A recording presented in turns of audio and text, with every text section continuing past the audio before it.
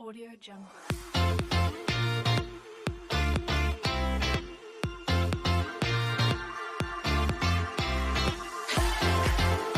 Audio Jungle. Audio Jungle.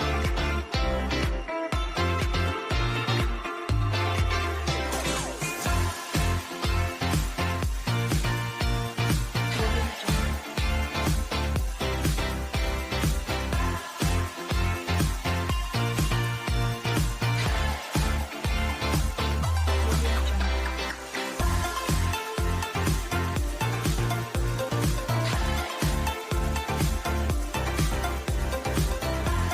Audio Jungle. Audio Jungle.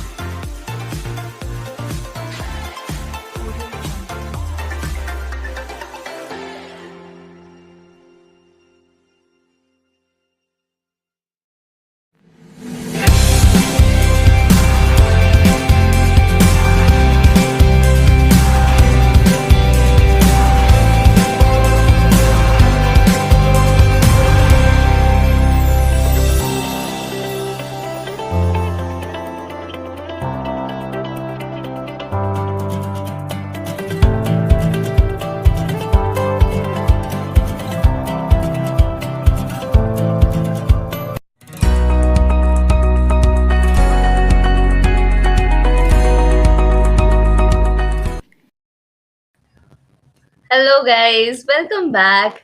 I am Dr. Pallavi Mahajan, your host and host for Scientific Sessions in DRDCA 2020. We had a morning session today, and now is the time for evening session. I hope you guys have had a good lunch and are here with your tea, or maybe you'll have it after one session, right? So, guys, the morning session went amazingly well. We had Dr. Abe Dr. Abe joined us from Japan. Dr. Jacob was there. We spoke about post and core. We spoke about suction, a mechanism of suction in denture. The videos are there on YouTube, FB page, as well as your DRDCA app. So if you have not registered still, please register and be an active participant of this conference. An amazing conference, and I'm so glad that I'm a part of it, because the speaker that I'm going to introduce to you now, I read about her and I was highly impressed. She is nothing less than an inspiration. So, guys, one quote is there by Mahatma Gandhi. Mahatma Gandhi said, "You must be the change you wish to see in the world." So words are by Mahatma Gandhi, but the person who's living by it is Dr. Menaca Pothalingam, our first speaker for the evening session today. She's a leadership coach and dentist from England. Dr. Menaca Pothalingam is a multi-award winning leadership coach, serial entrepreneur, advocate for mental health, and ambassador for women empowerment. She's an international keynote speaker, author, and corporate resilience strategist. After 25 years in the healthcare industry as a dentist and a practice owner, she decided to move into the world of coaching, putting her personal and professional experiences into practice. She trains motivated people to take charge of their lives and turn their dreams into reality. She coaches, writes, and speaks on how to be resilient in the face of life's unexpected and unwelcome trials and transform it into your best vision. Well, what qualifies her for this work? She survived a civil war in her home country, that is Sri Lanka. She made a life in new land twice and became a successful dentist. She grew her six-figure business to five times its turnover. And now she's sharing her business and life lessons as a coach, public speaker, and author. She has been a lecturer and trainer to dentists and the team, have qualifications in education, leadership, NLP, and hypnosis. She is a best selling author of Resilience Learned. She has a talk show of her own called Meet Menka, and she's an international speaker. Dr. Menka wants to leave a legacy of change as an individual who left this universe and anyone who crossed her path in better shape than she found it in. A highly inspiring journey, a highly inspiring person, and a much humbler personality. Please welcome Dr. Menaca Pothalingam, largely described as the next Oprah of Asia. Dr. Menaca, screen is yours. Good afternoon, ma'am. And I forgot to mention that the topic you're going to speak. In fact, I'll leave that on you. Please, the audience is yours, the stage is yours. Thank you so much for giving your time to us. Thank you, Pallavi. Good morning, good afternoon, good evening, wherever you are in the world. Welcome to DRDCA, and I'm honored to be on this platform. And yeah, so I am going to speak about effective leadership during turbulent times.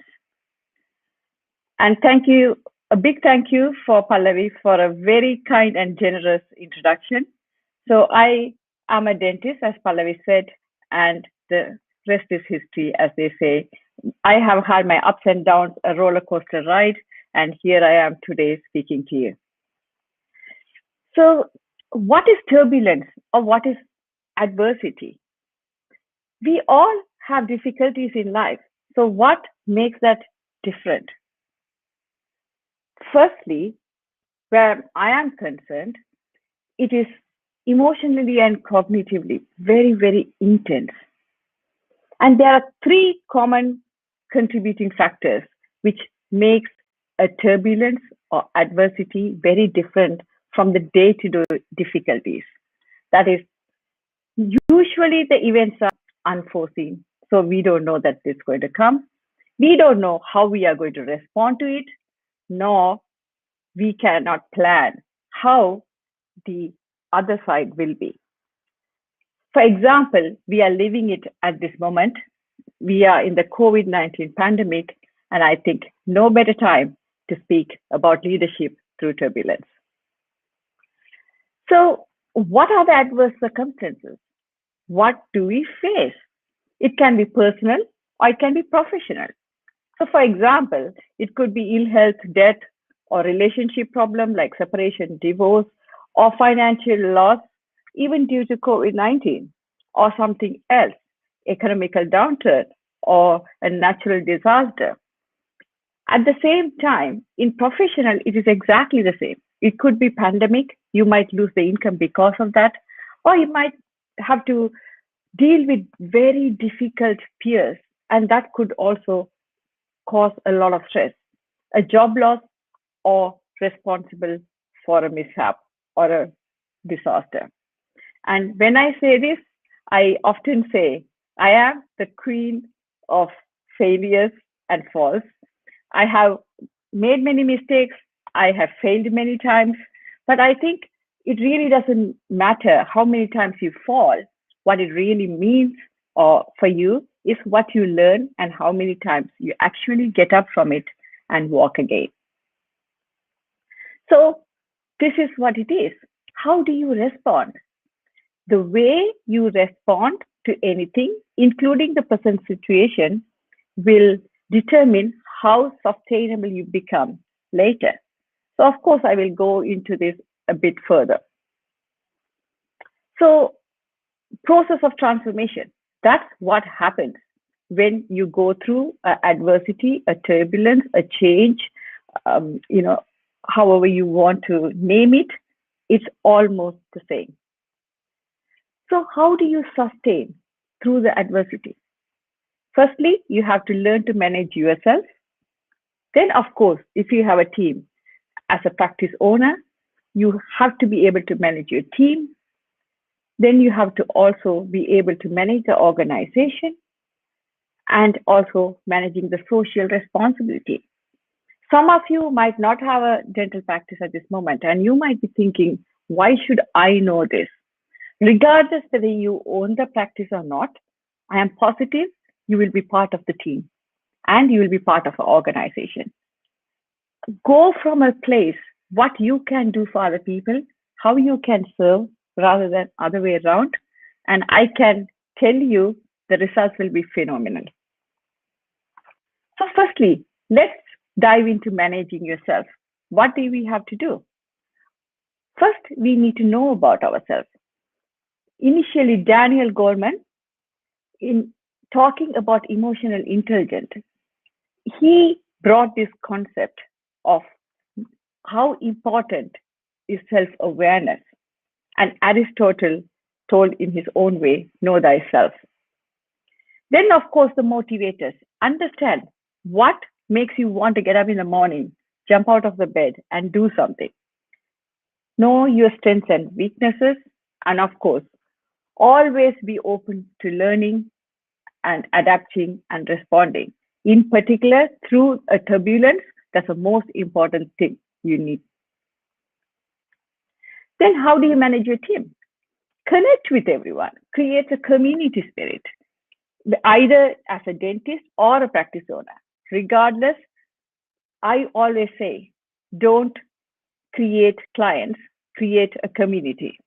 And that's the way you thrive as a healthcare professional, regardless in whichever part of the profession you're in. And then make well-being a priority. Of course, I will go a bit further regarding this a bit later, but never put your well-being in the backseat. And of course, then persevere to make progress. It is hard. Let's not pretend, right? COVID-19, relationship problem, economical problem, natural disaster, it's not easy. And I can tell from first-hand experience, being part of the journey was being in a war zone, migrating, not knowing the language. I only studied English after I started my dentistry. So it's not easy, but the only way you can keep moving forward is to work hard and be at it. And then, of course, become successful. Just remember, I always tell everyone I coach and I work with, alone, you can go faster, but together, you can go further. So it's really important for you to remember that. Okay, so when you are managing an organization, what do you have to remember? Each organization, in my opinion, have to have a common purpose. Why did you start doing dentistry in the first place? Or why did you have a practice in the first place? And for me, why did I become a coach or speaker or author in the first place? And why do I want to have a social enterprise in the first place? It's really, really open to honing it and sharing it with everyone around. So there's a bigger purpose. Of course, then you have to be able to adapt according to change. Change is the only constant denominator you are going to have it. So as well as make use of it and go with it. Then, of course, problem solving is another skill you need to learn. There's no getting away with it, particularly in today's world. There is enough challenges. So you need to learn how to be able to focus and do that as well. And then be creative, thinking out of the box, they say, right? So during the pandemic, I had to be creative because I was doing only face-to-face workshops or coaching. And of course, I was doing the online coaching, but it was at an individual level. However, soon I realized I couldn't do that any longer when the lockdown came along. So I started doing the group coaching online, and such a blessing. I guess I would never go back to anything else because I could connect to everyone internationally. I think there were 5 people, 5 different countries or 6 different countries. They were there in the coaching, and on my talk show, there were 30 different countries people could come and join us. And it's a power of today's world and digital age. So let's hone into it and make the most of it. And then, of course, be innovative and create something new. So, of course, talk show, I had it in my vision board, in my goal 2 years back. However, I had to innovate and learn a lot and do that at this moment. Then, of course, collaborate. I really admire the young dentists who have put this together. They have collaborated with, not only between them, they have collaborated with dentists all over the world internationally and managed to do this very successfully. Then, of course, social responsibility. What we don't realize is when we help somebody else, we are actually helping ourselves. So perhaps altruism is not as much altruistic after all, because we can manage our fear better and also our focus becomes better. And also, when you want to do something beyond your team, beyond your business, beyond your profession and organization, there's so much more wider support you get for yourself to achieve what you want to achieve. And so my message is always try to contribute something to the community around you. So let's see what we can do during this time. So firstly, you should identify your state. Are you thinking as a victim and acting like a victim? Or are you being a survivor? Or are you trying to create success and get your full potential out of yourself? So in my coaching, of course, I go through a bit in detail and do it, but so I'm going to tell you as much as I can, as quickly as I can. So what happens is when a pandemic or a downturn or a natural disaster or a war or anything happens, or personally any relationship loss, a death, a illness, you suddenly become stressful. It is a very commonly used overarching word. We hear it all the time, right? Stress. So it can manifest in different ways. It can be physical. You can have pains, headaches, and multitude of different problems. Behavior, you can have anger. You can be crying. You do, of course, everyone demonstrates in very different ways. In emotional, of course, again, some people want the emotional support from a lot of people, or some people just cut themselves off totally from people. So it's different. And also thoughts and perception change. How we see the world really, really change. And me suffering from mental health difficulties is no secret. I talk about it very openly so that I am an advocate of mental health and I believe in practicing what I preach. And I think until we bring awareness to these things, we can't solve the problems. So, how do we attain success? Including me, as a healthcare professional, particularly, or any other professional, we often think if we get professional success, then we can have personal happiness. However, absolutely not true. Put it around. If you have personal well-being and happiness, then you will perform better. You will be a better healthcare professional. You will be a better dentist. So please keep it in mind and focus on your personal well-being as much as professional performance. So this is my system, what I do. So, 3 different systems. That's how I teach. So firstly, first part of any adversity or turbulence is to emerge from it. How do we emerge from it? First, we have to accept it, that's a problem. So first know what did cause it and understand the problem, accept there is a problem, and then, of course, take responsibility. First thing is taking responsibility was very difficult. I had a 50 grand fraud from someone I really knew for decades, not even years, and it was really difficult. So I started pointing the finger around for everyone else. It's not my problem. But however, I then realized later it was my mistake. I was very, very good as a professional. I knew to drill and fill and make crowds, but however, I really didn't know the ABCs of business. So then, of course, I made the decision to go and learn. That's what I did. But it all started from me taking the responsibility that I need to change. The only person you can change is yourself. So please do that. So then how do you evolve? Evolve is by changing your mindset, first of all, having a growth mindset, thinking, they say, I am, impossible has I am possible encoded in there. And that's my take on it.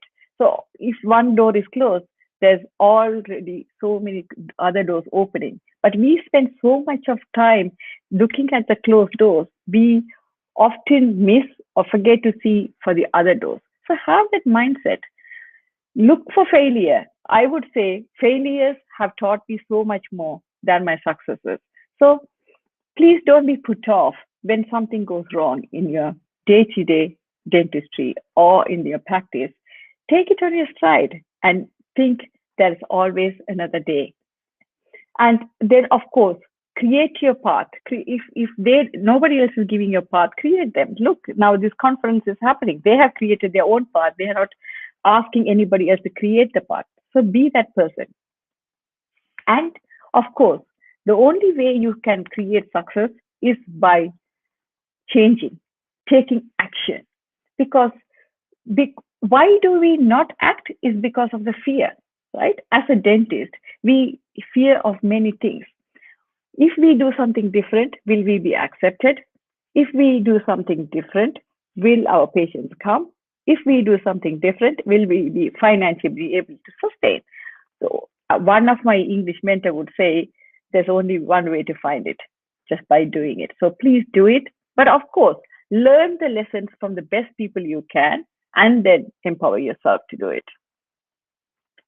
So how do you assess a situation? Well, let's see, it's pandemic. So what do you do? First, you have to see what is there, then watch carefully, know what is your intention, then of course, the focus and translate. Let's go and dive a bit deeper. First, know for you and people around you in your team or profession, what are the priorities? What is really important for you? What are your values? What do I mean by values? For me, it's like I have to have freedom. I need to have connection with a lot of people. I love progress. I want to learn a lot. But for everyone, it's different. For some people, it's just stability.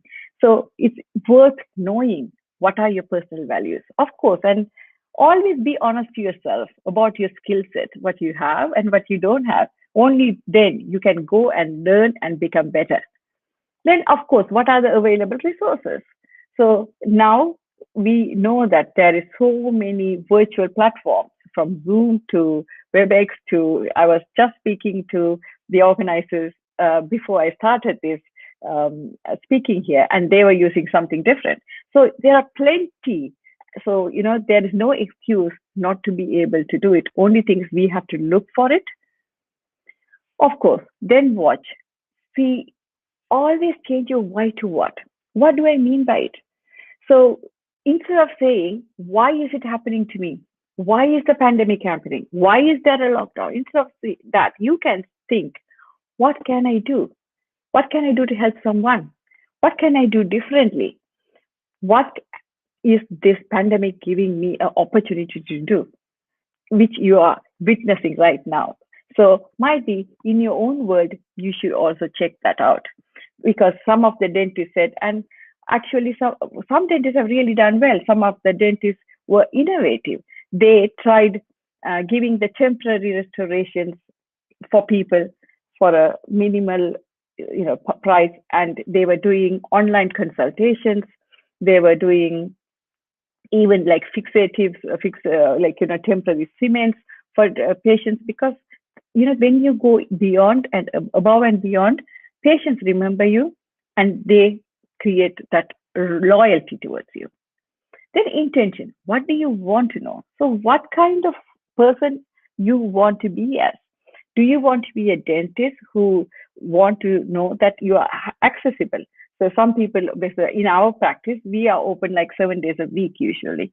So that is our intention, to make it accessible for everyone as much as possible, for students and children who go to school after hours. Or might be it could be a specialty you want to do, because that is your intention.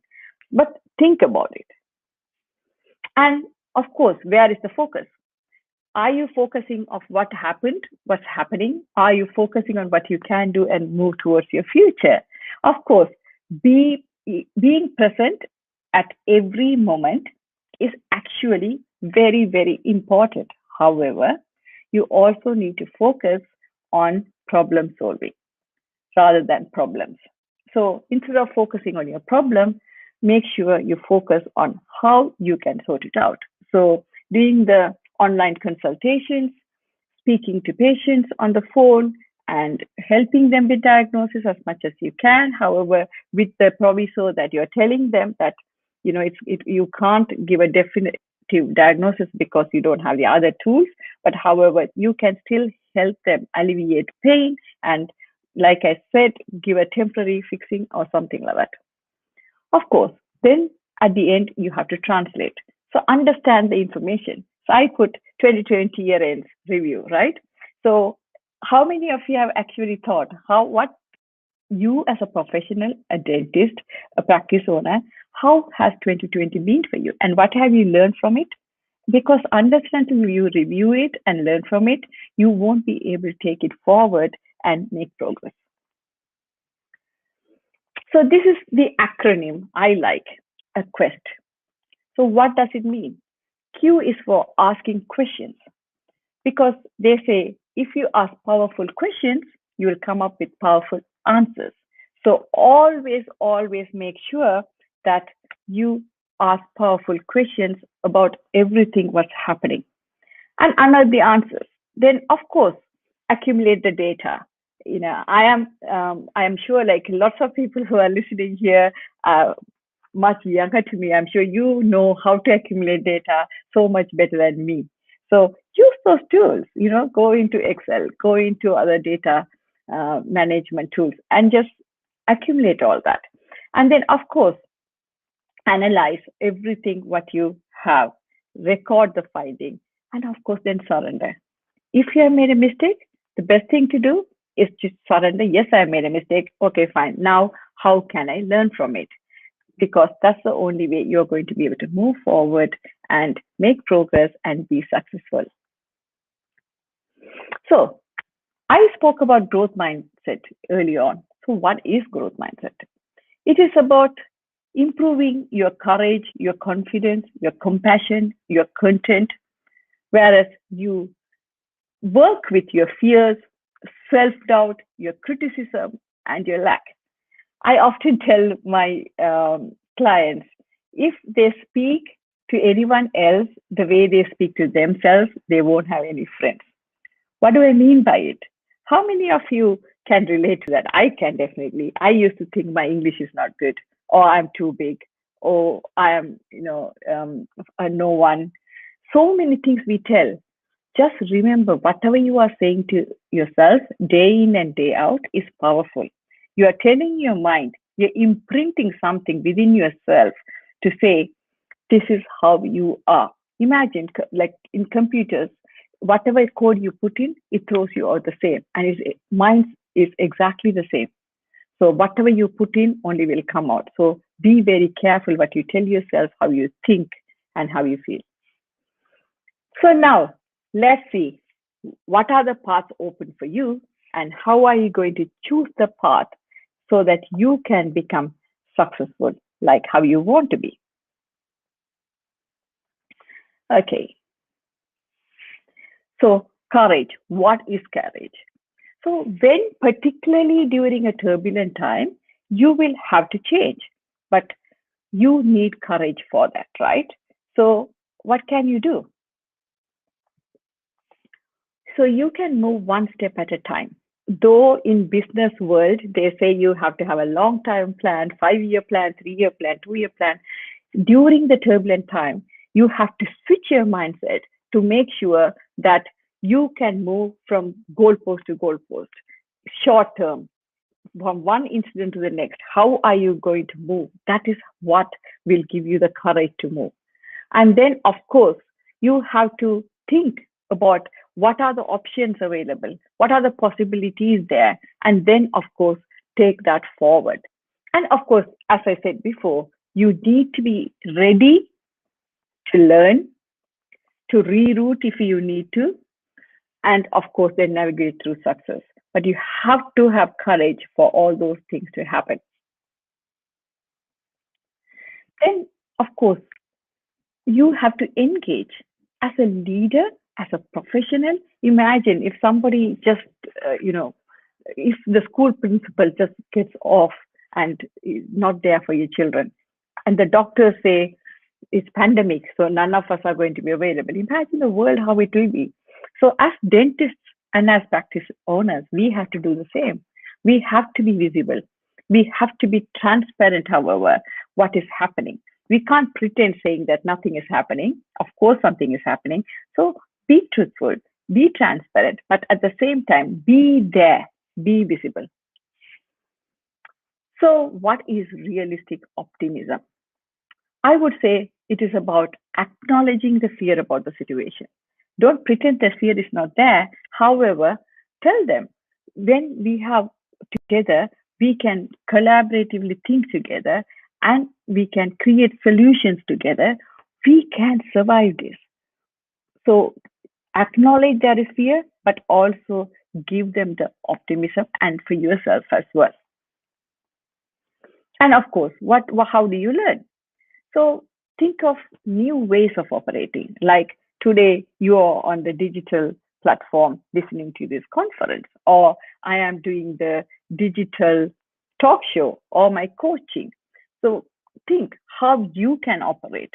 Might be, as I said, as dentist, you can, of course, using these platforms, you can do online um, con- consultations and speak to the patients, be visible through that, and expand the options. So prior to this group coaching, I only did face to face. However, the world is oyster now. So I have like been able to connect with so many people from so many different continents together to in one place. And it's not only beneficial for me, it has been very beneficial for people who are coming on the course because they are able to now network and connect with across the people across the board. And then, of course, they can then collaborate and do whatever they want to do themselves as well, right?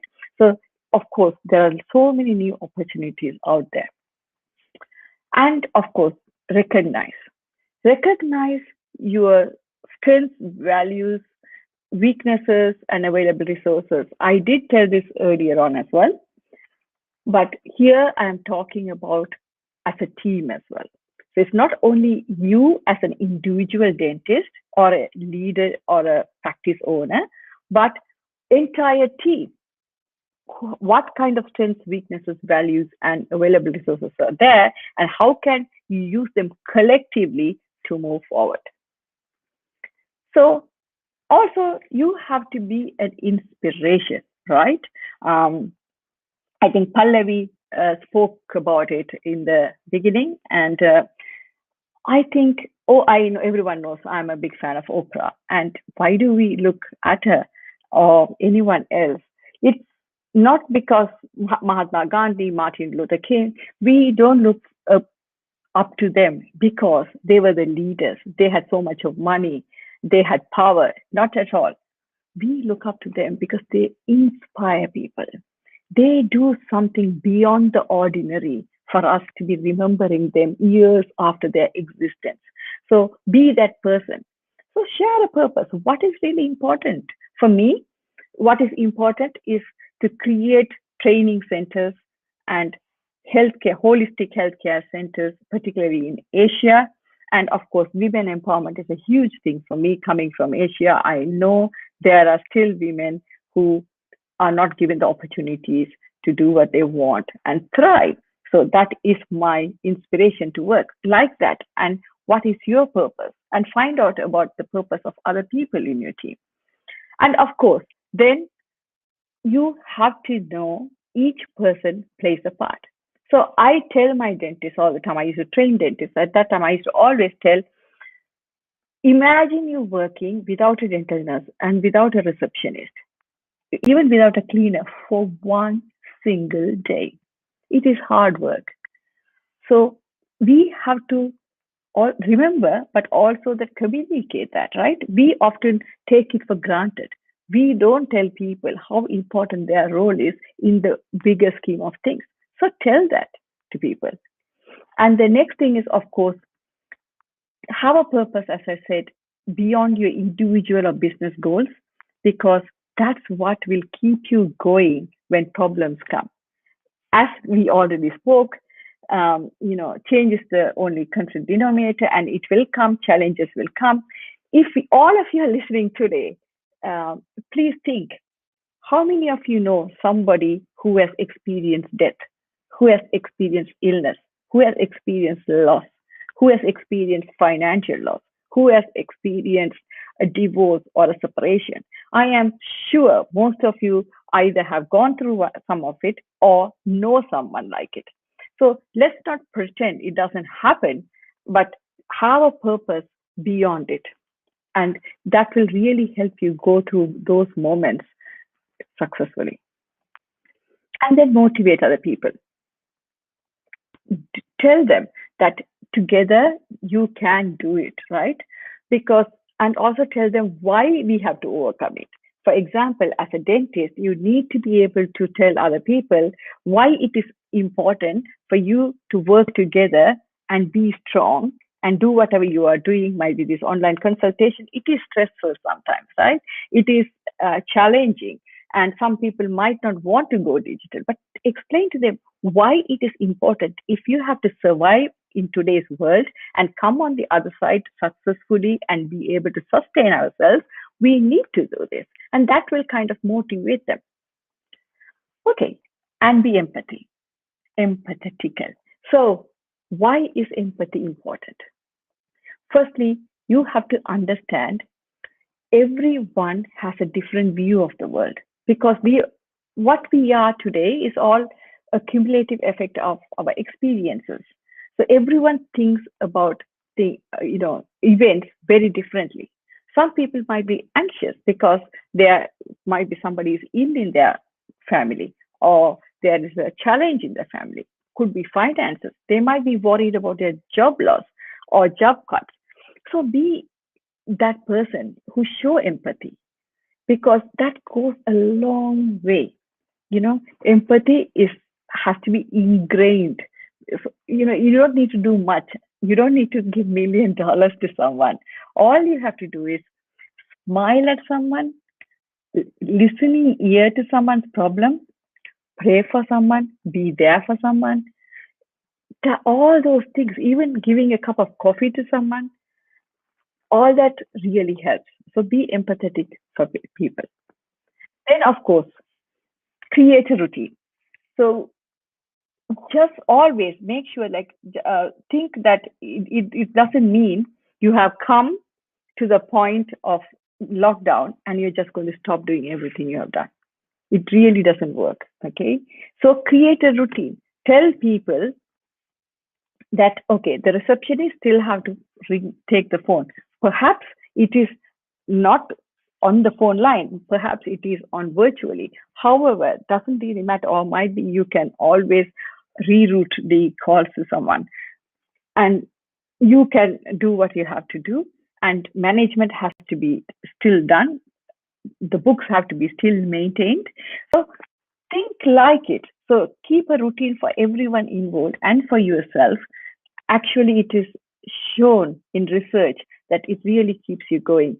And I think there's a story who was a sailor.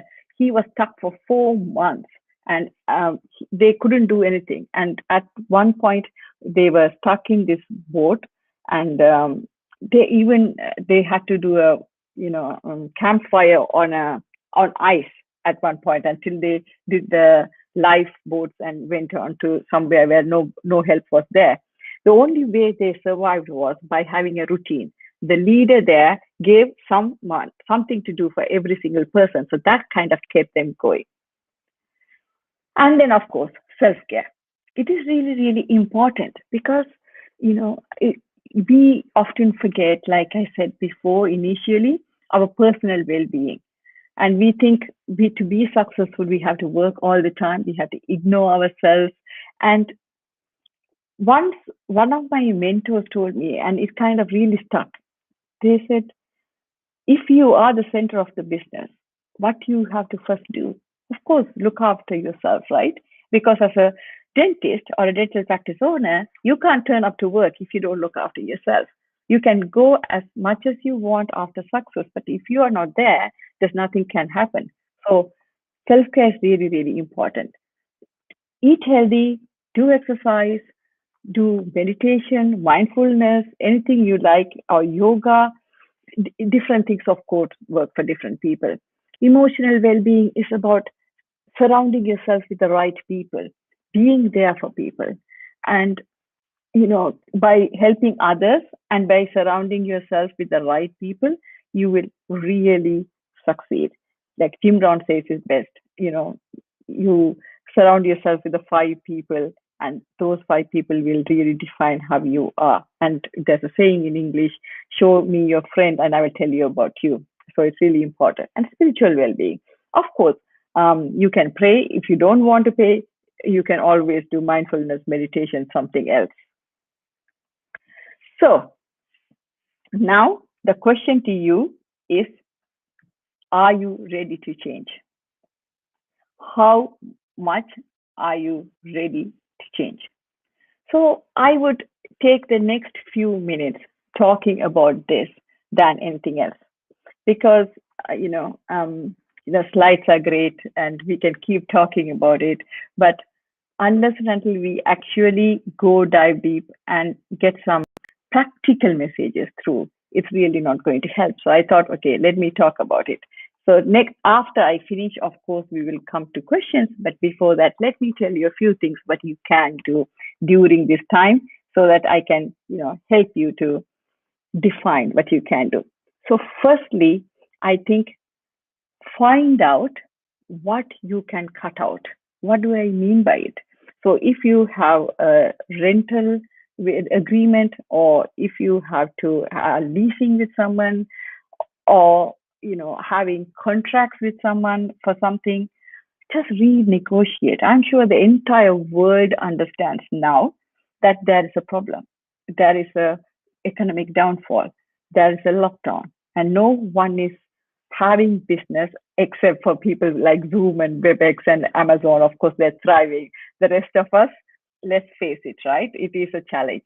So renegotiate those terms and conditions, renegotiate those rents, and see what you can do, because I'm sure they will be understanding. I'm sure they want to have tenants by end of the pandemic is over. They don't want to lose the tenants, right? They don't want to lose the contracts, because that they are also needed.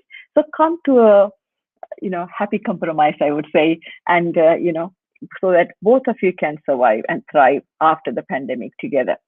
So that is the first thing I would say, because it's really, really important to have the courage and reach out and see what you can do. Because unless until you ask, you don't get it. So always, always ask for help. And be vulnerable, because I think why we don't ask for help, I have written a lot about it and I speak about a lot about it because of fear. We don't want to come across as a weak person. But actually, Brené Brown says it best, vulnerability is strength. So by being vulnerable, by being honest and transparent and saying you are finding it difficult, actually will help you long term. So go to people who really matter. Go to your mentors, go to coaches, or whoever can help, and reach out and say, what can you do? And second thing is, use this time to develop yourself. So if you're not working in dentistry as much as you used to before, what is that lacking before? So might be it's the clinical skills, might be it's your leadership skills, or might be even how to look after yourself and become more resilient and improve your mental well-being. Because in my coaching, the 3 aims for me is to improve your productivity, improve your performance, and make sure you reach your full potential to do whatever you want to do in the best way possible. But it all starts and ends with you. Unless and until you look after yourself, your well-being, your happiness, you wouldn't be a better leader, better practitioner, better dentist, better professional, better parent, better partner, better friend. So it's really important to look after yourself as well. So that's why when I coach in my system, though I coach for people to be successful and be more productive and how they can perform better, but in starting, I always work with their personal well-being and personal success, personal happiness. Because when you do that work, it becomes so much easier for you to then go and achieve that success, what you want. So it's really, really important for you to learn, utilize this time to learn as much as you can, gather as much as information and knowledge you can, also get the skills you want to. Because let's face it, we are going to be working in the new normal for a long time, as well as get the tools and strategies and tips and collect them in our toolbox so that we are ready to face the world.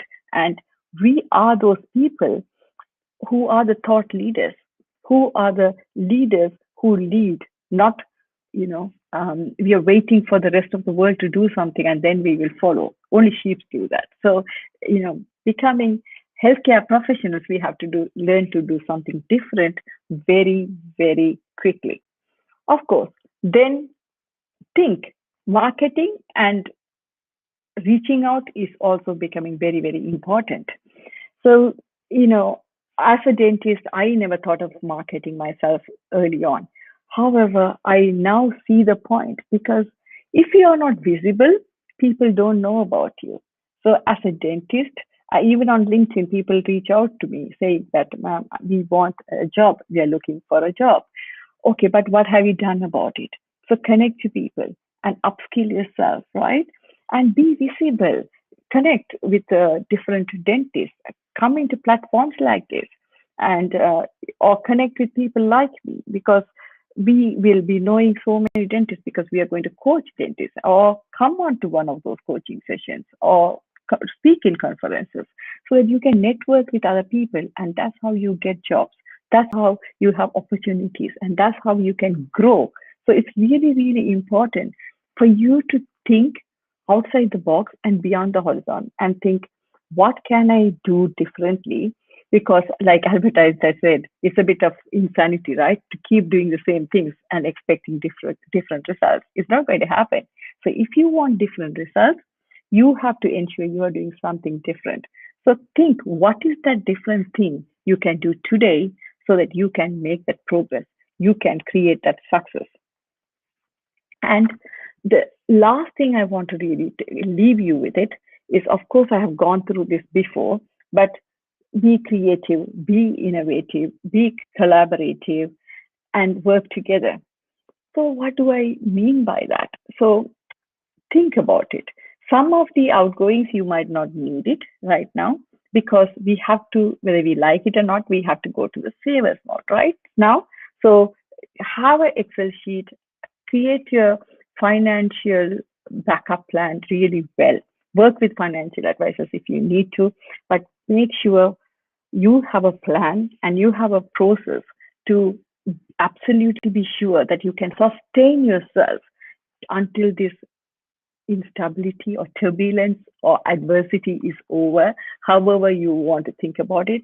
Because I was that person. I didn't know what's the difference between cash flow and profit and loss. Trust me, I didn't. Okay, till I had the fraud and business almost came to the ground, and then I had to, of course, learn everything. And that's part of it. I teach for the dentist now. But it's really, really important to learn all these bits and pieces. So, learn about yourself, learn about what are your strengths. And there is a saying, always work with your strengths because you're much better. But however, it is, you also have blind spots or weaknesses. And it's really, really important for you to know that what are the weaknesses so that you don't go and do things in the area of your weaknesses. Sorry guys, I'm just looking at the time so that I keep up to the time because I'm aware it is only 5-6 minutes left for me to finish this. And after that, make sure you become visible, connect with other people. Like I said before, create a community. That is a much better way to market than you selling yourself because there's a huge difference. And I think the best way to do it, as far as I know, is by serving first. By always thinking, what can I do for other people first? I guess DRTCA is doing it beautifully, right? Because they didn't ask for anything from anyone. They wanted to serve. They wanted to give something to the community and to the profession by bringing everybody together and creating this knowledge base and skill base so that everybody can learn in this difficult time. And that's how they have marketed themselves because they have now created this loyal community who really want to support them. I always support them as much as I can, because I really look up to them for doing what they are doing. So the best way to market yourself is by serving first. So always think, when you go into your room, when you speak to someone, don't go in the mindset that what can I get from that person? What can I gain? How can I get friends? Don't think like that. Think, what can I do for them? How can I help them? And trust me, it always, always works. So during the pandemic, what I did, one of the things what I did was, I put up a post in the neighborhood saying, I am self-isolating because I have asthma. However, I'm happy to take any calls of distress over this period. So, and I took lots of calls during period. I'm still taking them. However, one of the ladies who I spoke for a couple of hours, I really helped her. And then she actually recommended someone. I didn't even know she was recommending. Somebody once called me and said, this person recommended, I really want to be coached by you. And actually, so I got a business out of them. And, that was, I always tell, it is the outcome you get when you have the right mindset and you work from your heart and you really want to give people what you want to give. Things always work out for the best. So that is what I would say about marketing. Of course, finance is something as dentists we struggle with. I think at least I did struggle with, and I don't know. I didn't know what is cost of sales. I didn't know how to budget. I didn't know how to run the practice effectively. So get hold of your numbers. Now it is unfortunately or fortunately, as a dentist and as a practice owner, because I know, particularly in some part of the world more than others, like India, dentists are mainly working as private dentists, and then you have to know your finances, whether you work as a practice owner, you own a practice or not, you still need to know your numbers. So always make that effort to do that. And last but not least, please communicate with everyone and ask for help when you need it. I will finish my speech with or presentation with my favorite quote: "Be the change what you want to see around you." Of course, by Mahatma Gandhi. And I have huge respect for Pallavi, but I didn't see that coming. So she apparently she likes the same quote what I like. So of course there is a connection and there's a synchrony in value, shall I say. So thank you so much. It's time for questions. There is a connection, ma'am, and this is going to go a long way. I am highly impressed, and not just impressed. I'm inspired with the session that you just had. Not speaking about it commercially, nothing like that, and it was the total humane side of a person that you expressed. Thank you so much for this session. And not just me as a dentist, but me as a poet is flattered by whatever you said. Thank you so much, ma'am. Thank you. And yes, we have few questions. Shall I start? Of course, you're welcome, Pallavi. It was a pleasure. Yeah. So one question is by Dr. Husham Said. I want to open a new clinic after a couple of weeks. Do you think if I start with some case failure, will that affect my clinic, or should I don't worry about that and correct my mistakes and go ahead? Okay, it is fear of failure. That's called, right? And I think as dentists, we are taught never to fail. But it's not possible. The best lessons are learned when you fail. So I would suggest that you take it on board and just go for it. However, the only advice from me is to make sure you have the needed skill sets. You know the knowledge base to run a practice. You please get the fundamentals right, because I learned from my mistakes, and the reason I coach and train now is to make sure nobody else goes through that path again. So feel free to connect with me, but more importantly for your question, you have to make sure that you know how to run a practice. No one is perfect. We all make mistakes. However, it has to be a calculated risk. So are you confident to do the procedures? drilling, filling, crowning, pediatrics, implants, really doesn't matter, whichever way. But do you have the specialized skill and knowledge and the toolkit and the training to back you up? Of course, sometimes things do go wrong. That's okay. Sometimes, as they say, it's okay not to be okay sometimes. So just, I would say just go for it, but please make sure you put all the foundation right. Not to be okay. Such a powerful quote, I must say. Ma'am, as a woman, there are times where we have to choose between career and family. However modern the society becomes, we have to take that decision. So, what do you suggest for all those women who are in this dilemma? Okay, so as a woman, I can really, really understand this dilemma very, very well, because I always tease and make a joke out of it, but it's not a joke. When we are at work, we are thinking about the family. When we are in the family, we are thinking about work. So we don't do both properly, right? So, but it is about work-life balance, right? However, we think of balance by time. We think how much time we spend. Like we spend, okay, fine, we have to spend 2 hours with our family, but we are on our digital, we are on the phone, we are on the iPad, we are thinking about our practice, and we are working on the laptop. How much attention are you actually giving? And then we do the same thing when you go to work. Then you're on the phone to your children, your spouse, and thinking what to cook, where to shop. So be present wherever you are. So, in nutshell, my advice to you is count your balance by the energy you give and not by the time you spend.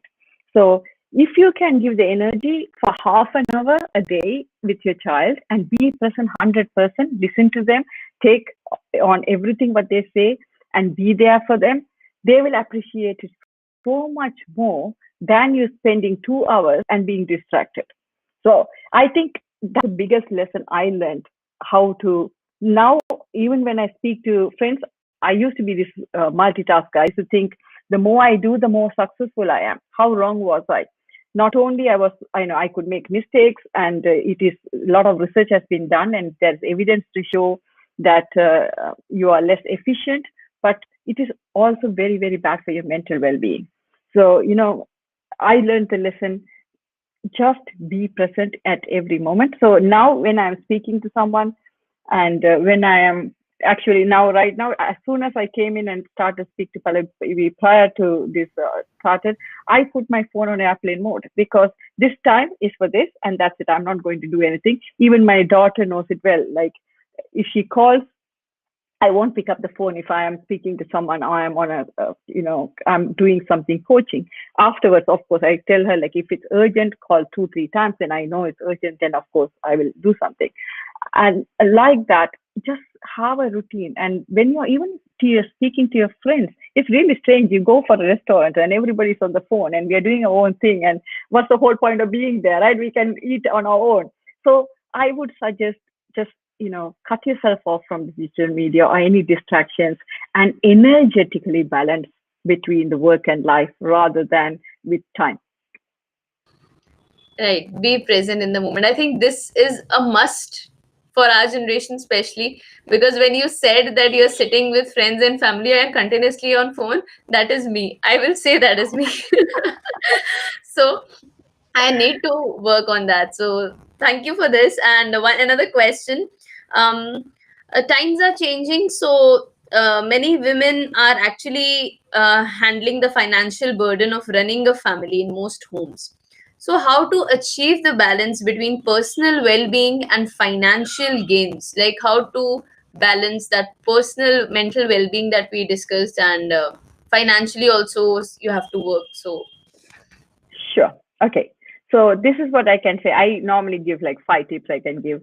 For every, hour, or sometimes just take for 5 minutes out, or even every 20 minutes, just take 5 minutes out, because we all have to work, but we have this belief now we have to work long hours. We have to work 24/7 to be effective. Not at all, because unless until you get that good sleep and good mental frame, you're not going to be able to successful anyway. And so you're not going to make much money, because it's all about productivity, right? So of course, in my courses, I teach that, how you can be productive, how you can manage your time, how you can then manage your finance. But today I'm going to just tell you to take a break every now and then, at least for 5 minutes. Mindfulness and meditation has so much of power. Nothing, just for 5 minutes, just go for a walk if you want. Even just get up from your desk and do something different for 5 minutes, have a coffee and come back. That kind of makes sense. Like, I don't know whether Pallavi noticed, because just before I have this mental toughness exercises, just before it went, when Roxanne said, okay, that's time, ma'am, we are going to go, I cut myself off Yes, totally. you went for a You water. know, You told you're going for a glass of water. yeah, I just said, okay, I had my glass of water. I just did quickly one of the exercises, what I do for mental toughness for 5 minutes, and then I'm ready. So I'm so much more energetic. I'm happy. I just want to do this. And so then you are energized in yourself, and that's how you can do it. Of course, physically as well. Physical health has not been my strong point. I'm very transparent. People who know me know that I tell it as it is. And I am one of these people who go through the yo-yo diet, and even my mom says either you don't eat or you eat everything. It has been a difficult thing for me. However, I now understand totally that unless I look after physical health, particularly with the COVID-19, obesity is also a problem, right? And it can also cause cardiovascular diabetes. So if you're not going to take that 15, 20 minutes to go for a walk, or what, later on, you won't be able to work at all. And where is the finances coming from there? So you'd rather now take that 15, 20 minutes and eat healthy and do exercise, so that you can, create that financial health later. And have the abundant mindset, I would say, just to finish it. Because how many of you have heard, like, money doesn't grow in tree. You have to, hold on to everything. You have to be careful. So we sometimes grow up and hear these things saying that, oh, what do you think? You're a celebrity. You can just spend the money. We don't have it. So we kind of create this lack mindset. Instead of that, I think try to be abundant, not only in finance, but in your relationship, in your health, create love, it kind of shows.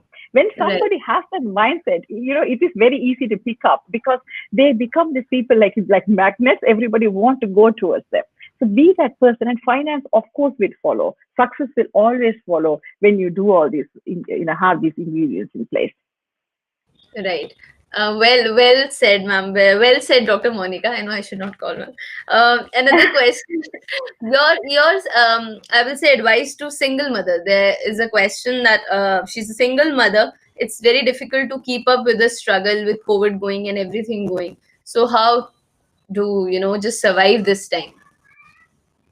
Yeah, a single mother is, any motherhood is difficult. Let's put it that way. But single motherhood has its own challenges. I am a single mom, so I know the pain of it. You always feel guilty at many different levels. And actually, one of my very close friend, who he's an Indian actually, but he moved from UK to Portugal. He, recently said to me, he's with someone who is a single mother now, and he told me, Menaca, for the first time, I'm actually realizing how hard it to be a single mom. I said, welcome to the world. So, yeah. So, because you are trying to be the superwoman, right? I think I even on LinkedIn, I think that article is still there. Are you trying to be that superwoman? You get up in the morning, you cook, you drop the kid, you go to work, you try to do your best, and then you come back, shop, pick up your kid, come home, cook, clean, and the next day starts until then obviously the late night. Because I'm talking about me. I am not talking about anybody else. This is what I used to do myself, okay? And then I will be sitting and doing the emails because I have the practice to run. It is hard work. However, was I very effective? I think the terminology I would use is I was trying to be in a survivor mindset. I just wanted to survive day by day, week by week, even sometimes hour by hour, right? I'm like, just in time I will go to work. And my daughter will say, you never come on time to pick me up, because you know that as dentist, right? When we are about to leave work, that's when the most important patient will come saying that they're having pain or the receptionist will have something important to say to you. you know, you never leave the practice on time.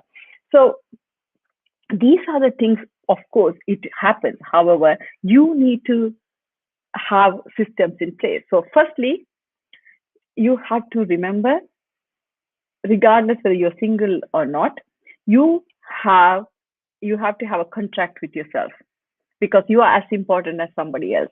You are also have a you are also the child, right? If just think, if this was your child's life, what would you advise them? That is the best advice you would be giving to yourself. What would you say to them?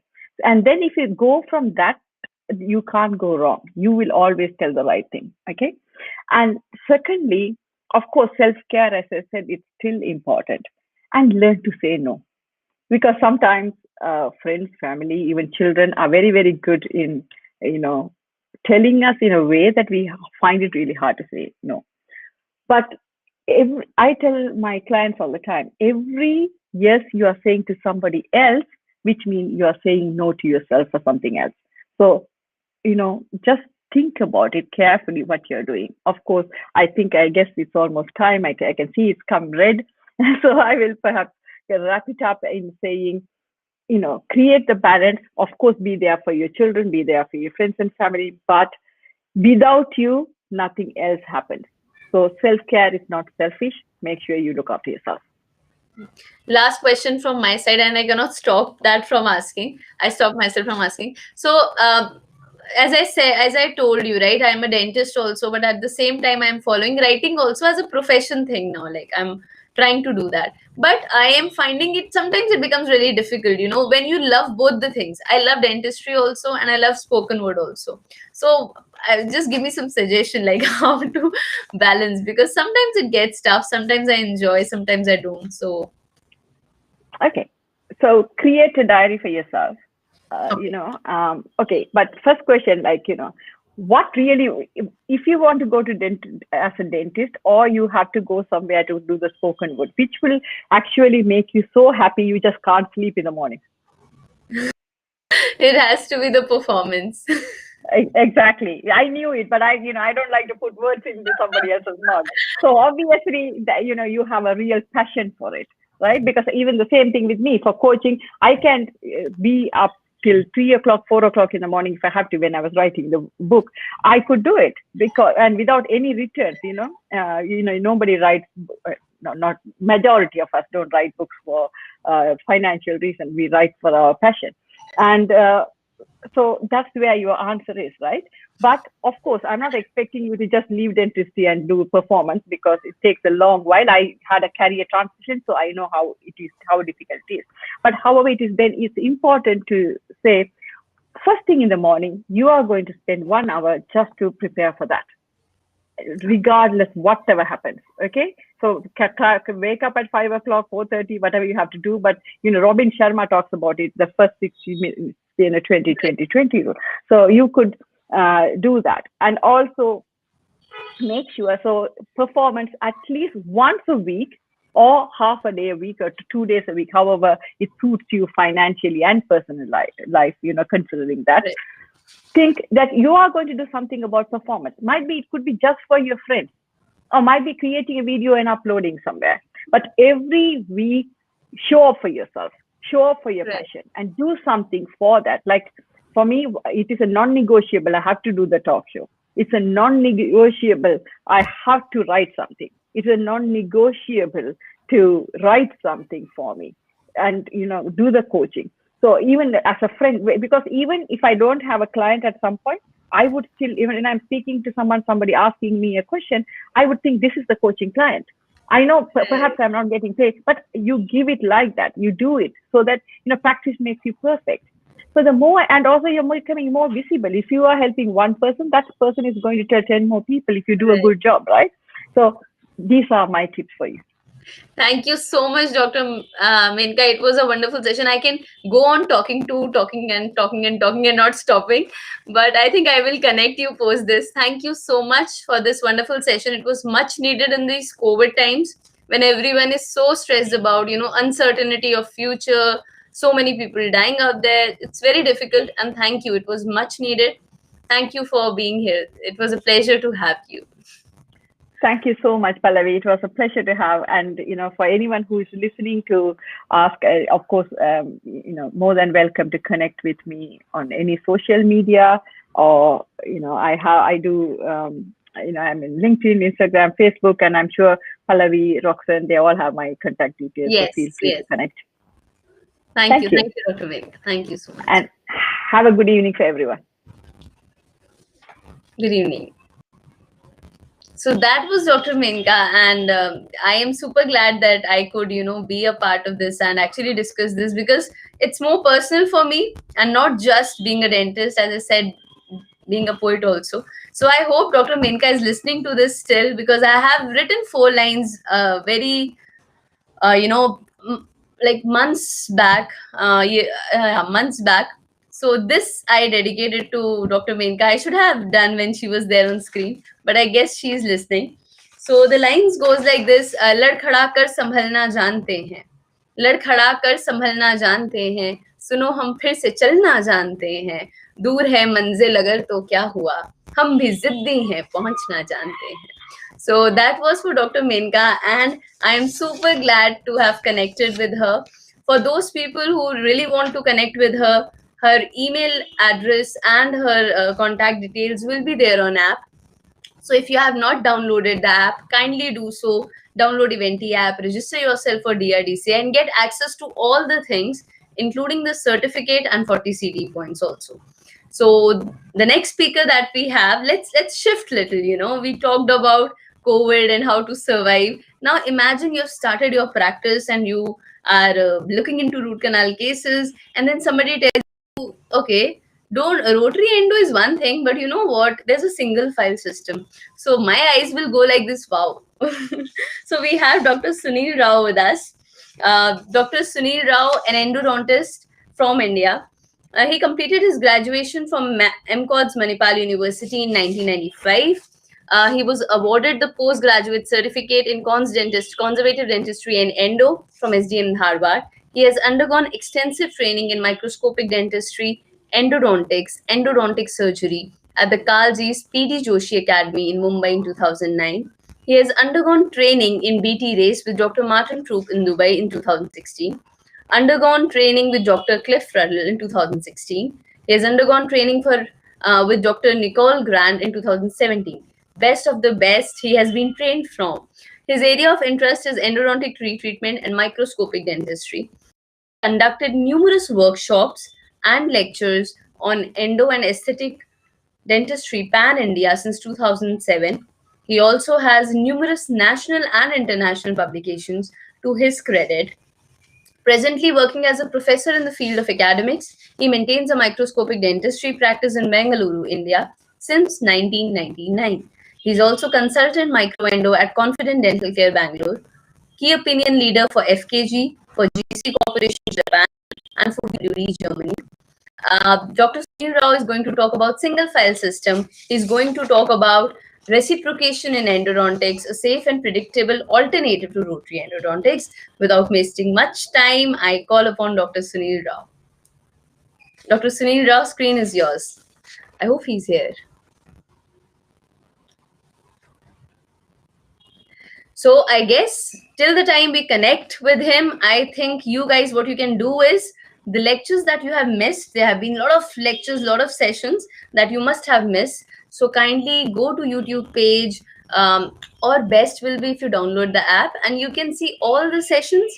I'm not sure, Dr. Rumpa's one, the Diwali Dhamaka was there, and it is supposed to get over today. I'm not sure if it's over yet or not.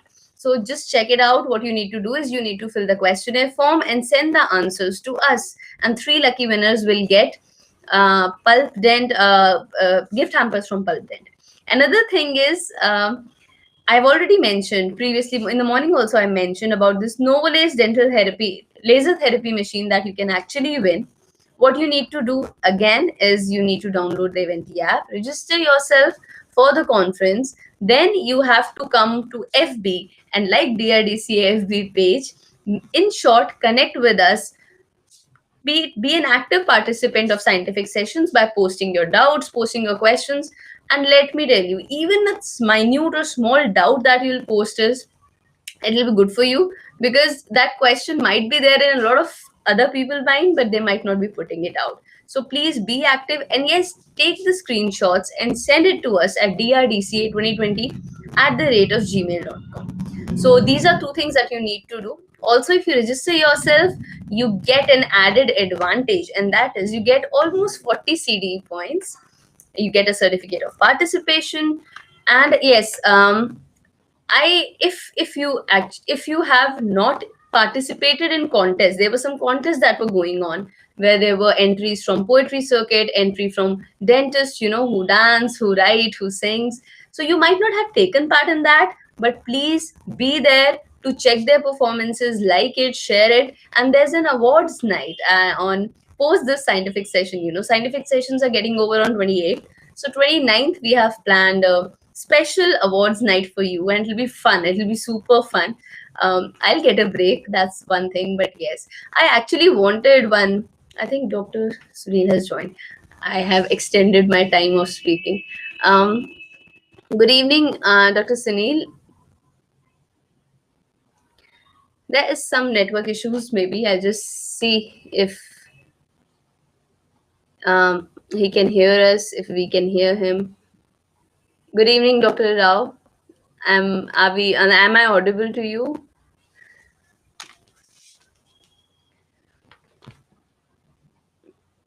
Okay. So I think there's some connection issue, some technical glitch. So Roxon, can you help me? If he's online, just let me know. Okay, somebody's asked the name of the app.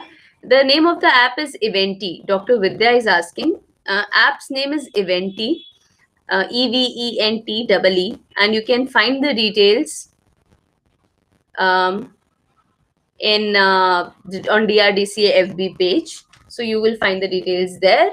In almost in every post, we have mentioned the details of app. Even you are not, if you are not in India, can you win the laser device? Yes, this is an international event. There's nothing like, we are not being partial to anyone. There are high chances that you might win it, but you need to follow it. Follow all the rules and regulations.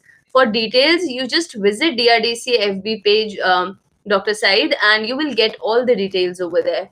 How to participate and what needs to be done. I've seen you are quite active in today's session. So just take screenshot of this and attach that with the mail.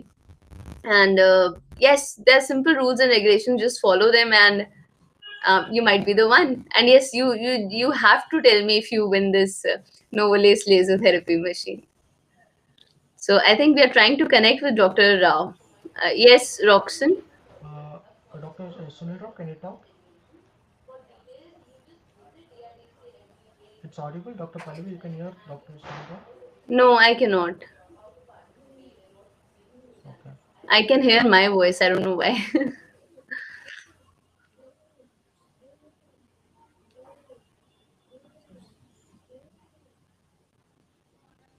So we're waiting for Dr. Rao. I think some network. That is the only problem with these virtual sessions. Otherwise, everything is perfectly fine. Oh, I think he's here. Roxanne, Um, yeah, Dr. Rahil has come, so okay. he'll be of some. Sir, Can you you're hear me? audible. Yes, sir, you're audible. You're audible, sir. Okay, so let's go ahead with the.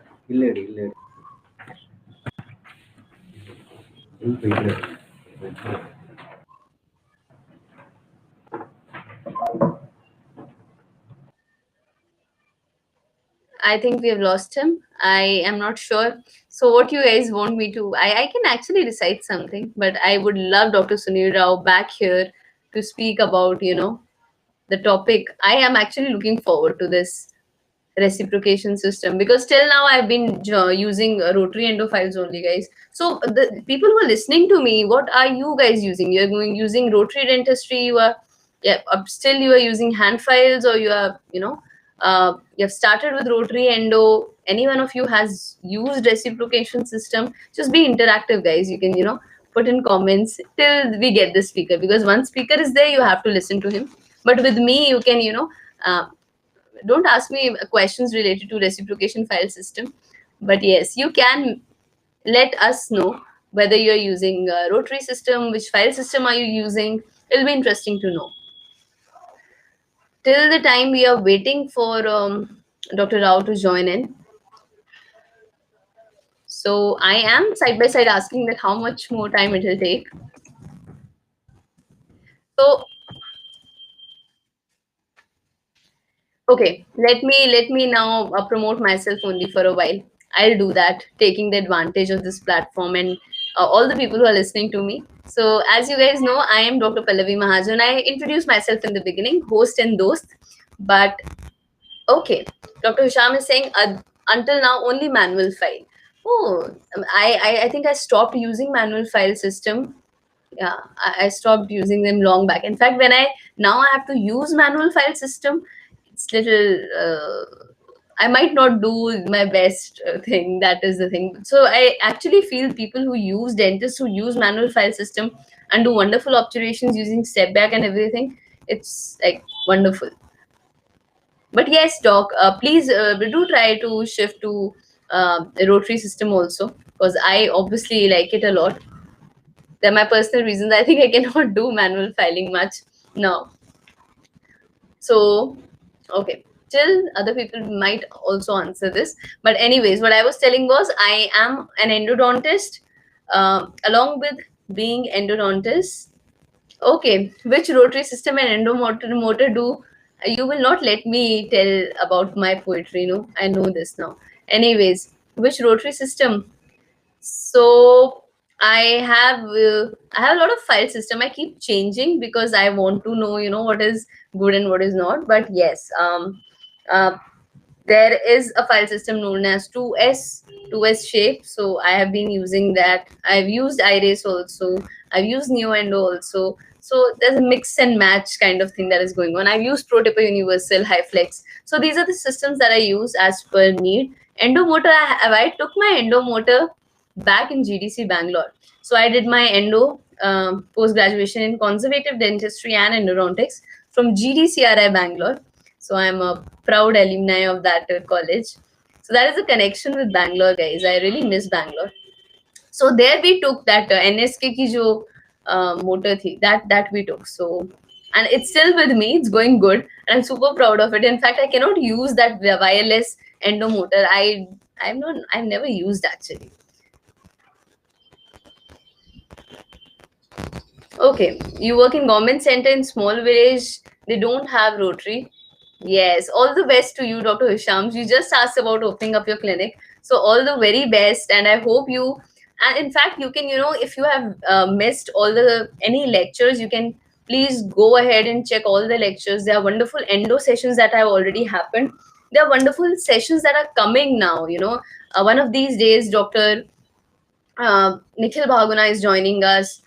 Many other I know him because he's also from Delhi, Noida. So I know his name. I have not met him personally, but yes, there are many endodontists who have joined us from all over the world. There was a session with endo special session. We had Dr. Ahmed Madrati, Dr. Prashant Bhasin. Everybody was there. So you can go and check their videos. They'll be there on YouTube, and do download the app. So it will be there on that or there on the app also. So I think you will learn a lot. So all thanks to Dental Reach people who have given me this opportunity to say so many things. So where was I regarding my poetry thing? I have to tell you guys now.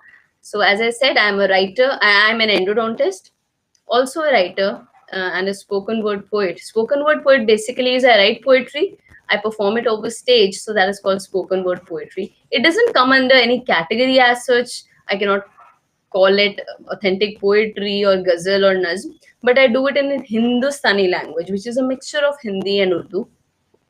So, guys, if you want to see my work, please check my work. There's a That's good, Dr. Hisham. That's good, Dr. Sai. Thank you so much. And I'm glad that you are doing this. And yes, for those people who are seeing this and who are not aware of this, this is Novolace Therapy Laser Machine, which you can actually win. What you need to do is you have to do trin, trin, trin, trin, trin, trin.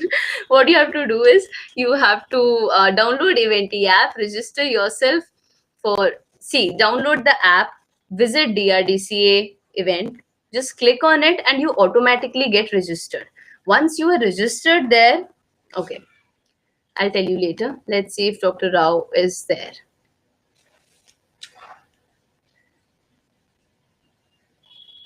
Dr. Sunil, can you hear me? Yeah, I can hear you, but I don't know whether you can hear me. Yes, now I can. Now I can. A very good You can evening. see, sir? No, can't see, sir. That is different issue, sir. Different. Is the camera disabled? Yes, your camera. Okay. Share my screen. Inge. Share screen, huh? Third button. Yeah. It's not working. Share screen also is not working, Rob. Third button, sir. Huh? Third button, sir. At the bottom. Yeah, third button is not working. Okay, so it's not working. Video is not working. That's good, Dr. Saidan. Thank you so much. And yes, okay, he has shared his screen. Dr. Sunil is sharing his screen. Let me see if. Now open PowerPoint, sir. Huh? Now open PowerPoint, sir. Open PowerPoint. PowerPoint. ಇದೆಯಲ್ಲ ಯಾವ್ದು PowerPoint ಏನಿದೆ? Minimize. Ah. That's it. Open PowerPoint. Start.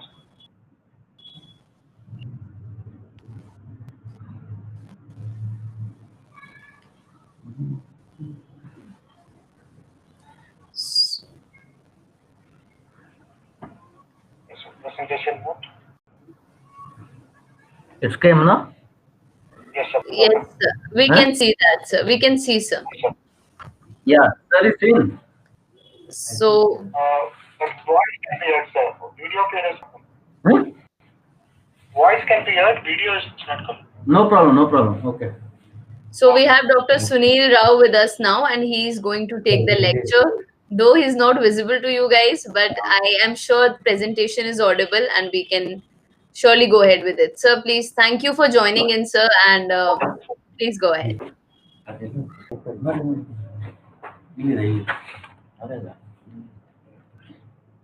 Yeah. ಮಾಡಿ. Hi guys, can you hear me? Yes, sir. Am I audible? Yes, you're audible, sir. Yeah. So thanks very much for this patient wait. I appreciate your patience, and thank you very much again. So I'm here to talk about reciprocation in endodontics. Reciprocation is one of the new techniques of biomechanical preparations of the root canal. It is one of the new entrants in the ever-changing and innovative branch of clinical endodontics. Most of the innovators and scientists in endodontics have always strived for safe and better endodontic outcomes, and all this that is being done for the betterment of our patients. And one of those inventions or one of those innovations is reciprocation in endodontics.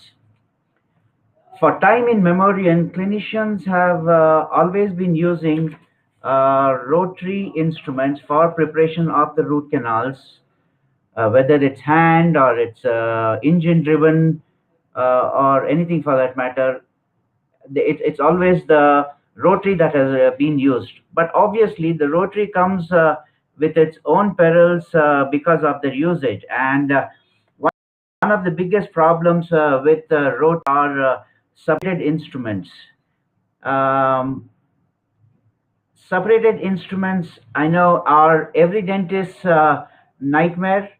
Separated instrument is a frustrating incidents that takes place in a clinician's that can happen in a clinician's clinic, which puts him under a lot of stress. And obviously under potential litigation. So reciprocation for me could be used as a safe and predictable alternative. Now, we all know that safety is the priority. So obviously, lesser the incidence of file separations, better it is for us, also for the patient, because even though we are able to explain to the patient that it is not dangerous to have an instrument in the root canal, but the patient is always stressed out and tense, which could lead to litigation too. So what about it? The solution for all these problems, according to me and many other users, is the reciprocation motion and single-use files.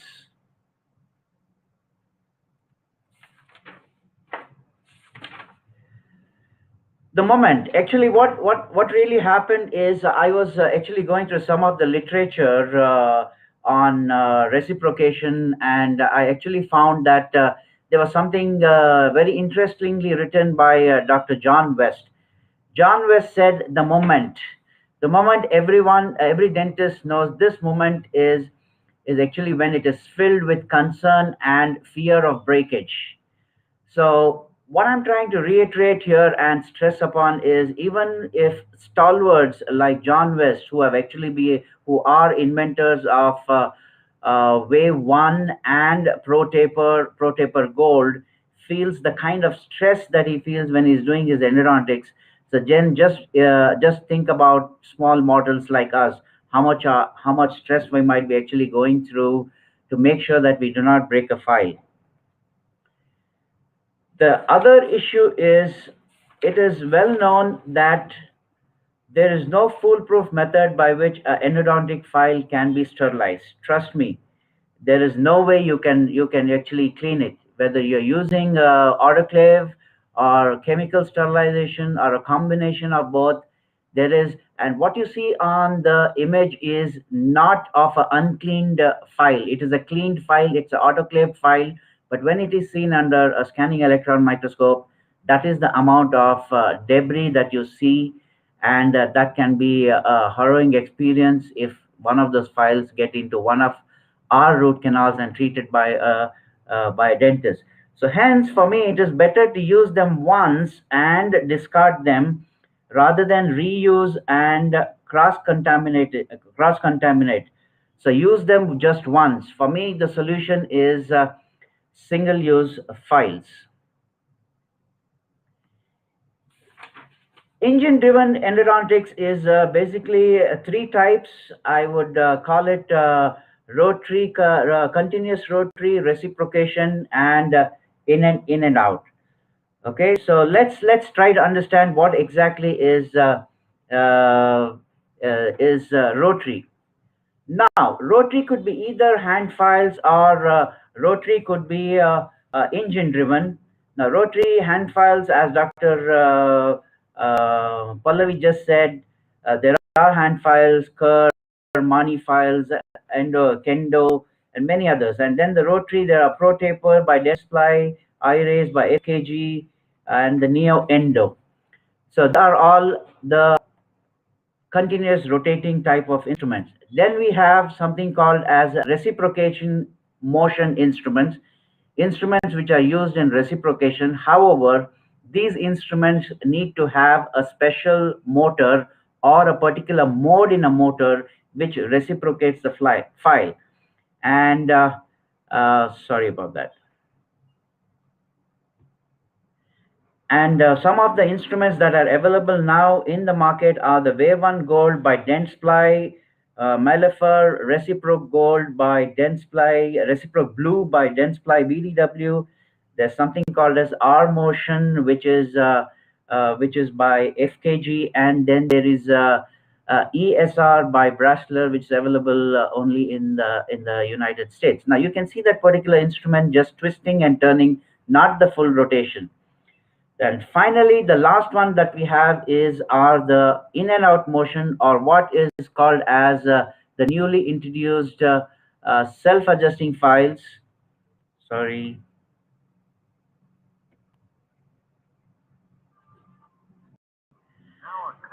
These are mesh-like files which are collapsible, and they have a pump through which the sodium hypochlorite or the irrigant goes through in directly, and believes more in cleaning the file rather than extensively enlarging it. So these are the basic file systems that we have: continuous rotary files, reciprocating files, or the in and out motion SAF files. Now, if we were to define reciprocation according to the boss, when I say boss, I mean Ruddle. He says that it is defined as any repetitive. One second, please. Yes, repetitive motion that is back and forth motion that has been clinically utilized. He also goes on to say that it's a mechanical reciprocating movement which has merit because it mimics a manual movement and reduces various risks associated with continuous rotating a file through the curvature. We know that a file which is rotating 360 degrees and then goes on to rotate nearly 300 to 400 RPM has a very high risk of separation, whereas that can be negated by the use of reciprocation. Now, reciprocating files, if I just go through a brief history of the reciprocating files, they were first introduced in 2007, 2008 by Dr. Gassan Yarad, who's the student of Perry Markto. He was one of his students and then went on to become the assistant professor under him. Basically, said that and speculated that it is based on balanced force technique, and speculated that this kind of reciprocation is similar to the manual balanced force technique that was described by James Rohn and Sabala in 1985. Now, if you just go back to your classes during your BDS or the MDS classes, all our teachers definitely told us about Rohn's balance force technique. We really did not give much of importance to the technique then. It was more like a watch winding. If the canal was very tight and you were using a 10 number file, they said never go full circle, just make sure that you wriggle the file so that it goes to the reaches the apex. And that's exactly so life has come a full circle. Something that was said in 1985 has come back now in 2020 after about 35 years, and we are using that same technology again.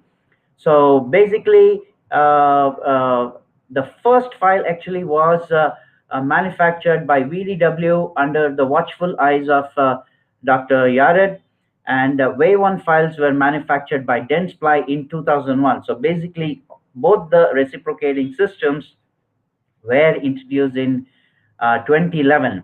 Now, on the right, you're seeing is a picture of me with Dr. Yared at the World Endodontic Conference in Seoul 2018. Trust me, he's an extremely simple man who has got loads of enthusiasm. And when I tried to talk him about what are the kind of motors that we use, are all motors similar? Can one motor be used with another? He had a very, very simple this one. He said anything can be used anywhere. It's just about you having the patience to learn and understand a particular system. Frankly, for me, it was a great opportunity to meet one of the guys I really revere, because I use a lot of these reciprocating file systems. So what do we mean by reciprocating motion? Basically, they are the complete reciprocation, what you are seeing on the left side of your screen. When there is complete rotation, complete reciprocation, there is no rotational effect. What happens is the file is just moving 180 on one side and coming back 180 on the other side. So what's happening is the preparation is happening, but the dentinal chips are getting smeared along the dentinal walls, and the instrument is not progressing forward. So we don't want something like that. So it makes more sense for us to have the one on right side, where it is an asymmetric oscillation. I'll just tell you what is the beauty of this asymmetric oscillation. Now, as I told you, on the one on left goes 180 on the left, 180 on the right. So it's just stationary, but the file is moving. But if you go into the asymmetric oscillations, then it is going in the clockwise direction 150 degrees, and then it is coming back in the clockwise in the counterclockwise direction by 30 degrees. So basically what happens is it is doing a 180 degree 120 sorry 150 minus 30, a 120-degree entry into the canal. So and also, since it's not going complete, it is not completely back to 150. It is not smearing the dentinal tubules, or the dentinal debris, or the dentinal mud is not getting smeared along the walls of the canals, and there is enough space for the dentinal mud to be carried back. And then we of course have the hybrid reciprocation. What we commonly use, there is a new file system called as adaptive by Kerr, which makes use of the rotation and rotation as well as disengagement. So it is in a rotation and a reciprocation mode, depending upon the encounters as gets into the get. Now, I'll just try to give you a simple understanding of what these guys were actually trying to do. Now, for example, let's say we have a particular wire, a straight wire. Now, if I were going to twist a straight wire, I would keep twisting it, but I know that if I keep twisting it, it is going to break at a particular point, because every solid structure has something called as a elastic limit. Now, if I were to define elastic limit is defined as the greatest stress that can be applied on the elastic body without causing permanent deformation. Okay, so if I were using the wire and I felt that the wire is going to break, then I would stop at that position. So what am I going to do? I am going to stop and actually rewind rather than going ahead and end up breaking it. Does it make sense? It does make a lot of sense for me, because if a file is rotating and it is rotating inside a very tight canal, and I feel that if I'm going to apply a lot of stress on that file and it is going to go beyond the elastic limit of the file, it is going to break. So if the elastic limit of a file is X, what the manufacturer and what Yara did is they just stopped at 1 minus X. So they just stopped short of the elastic limit, so that there was no question about breakages at all. A very simple idea again, which was so nicely utilized. We all know about it, but it was never applied in clinical dentistry. So what these files do is they actually move 150 minus 30, 150 minus 30, 150 minus 30. So we basically three reciprocations, 360 is completed. So what happens is 150 minus 30 is 120. So 3 times 120 is 360. So three reciprocations lead to one complete turn, and the file starts moving in a forward direction. Now, having an unequal bidirectional, there are two advantages. One is the file is not going to break, and the second one is there is enough space for the dentinal debris to come out. And if you see some of the citations there, Yared has used nickel titanium in 2008. Actually, he was the guy who, along with Dr. Marktow, used F2 ProTaper file. Uh, the ProTaper, mind you, is a rotary, but he used the F2 in a reciprocation motion to understand how the file worked, and it worked successfully. And then after about 3 years, he was successful in introducing the reciproc along with the VDW. So what are the reciprocating file systems that are presently available in India? There are a lot of them all over the world. As I just told you, there are really a lot of them. There is Wave 1 Gold, there is Recipro Blue, there is R Pilot, there is Endosequence reciprocating. But I'm going to just talk about and give you an insight about what are the files that are available here in India. So the first one on your left side of your screens is the Wave 1 Gold by Dentsply Mylefa, introduced in 2015, and the Recipro Blue were introduced in 2017 by VDW, and VDW also comes from the Dentsply stable. So both the reciprocating file system presently available in India are manufactured and marketed by Dentsply. So what is the Wave 1 Gold? Wave 1 Gold is a single file system, a single file which does nearly 70 to 80% of the job of doing the biomechanical preparation of all the canals. But you might just think, what the hell am I talking about? Yes, it is possible. But there are some other accessory files in this systems which help if the canal, if there's a palatal canal or a distal canal in a manned molar, then you have a slightly larger size files. But what I'm trying to say is nearly 70 to 80% of the files are uh, all prepared by one single file system. So basically, there were about three guys, all great endodontists, great key opinion leaders. All we and everybody all over the world look up to as the bosses in today's endodontics. We have Wilhelm Bertot from Paris, Julian Weber, London, Sergio Cutler from US, and of course Cliff Ruddle from US. These were the four guys who were actually responsible or gave in their expert inputs as far as the manufacture of this file is concerned. So let's take a let's take a glance at the technical features of this particular file system.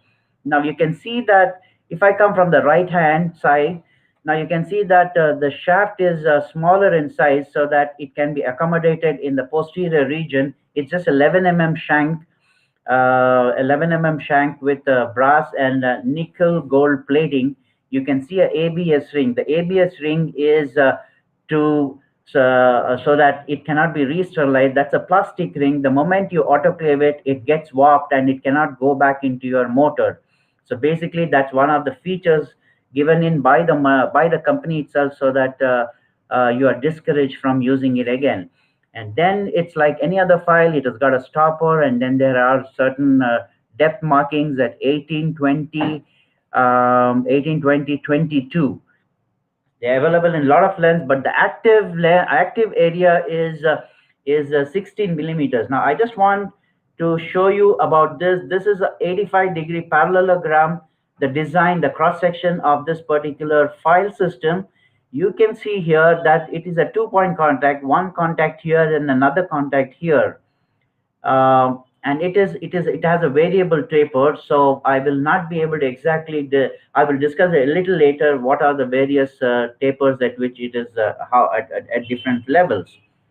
So they are available in small, primary, medium, and large, but the primary is the one which is used everywhere, most of the cases, 70% of the cases. But there is definitely in the armamentarium a medium and large that has been provided, so that in case you have a larger diameter canal, then you use a medium or a large. Now it's a schematic representation. It's a beautiful representation. It could look a little confusing because there are too many colors, but let me make it extremely simple for you guys. Now basically this particular files at different millimeter, let's say 1, 2, 3, 4, 5, 6, you can see the 16 millimeters. At each millimeter you can see that there are two cutting points. It is making contact here and here.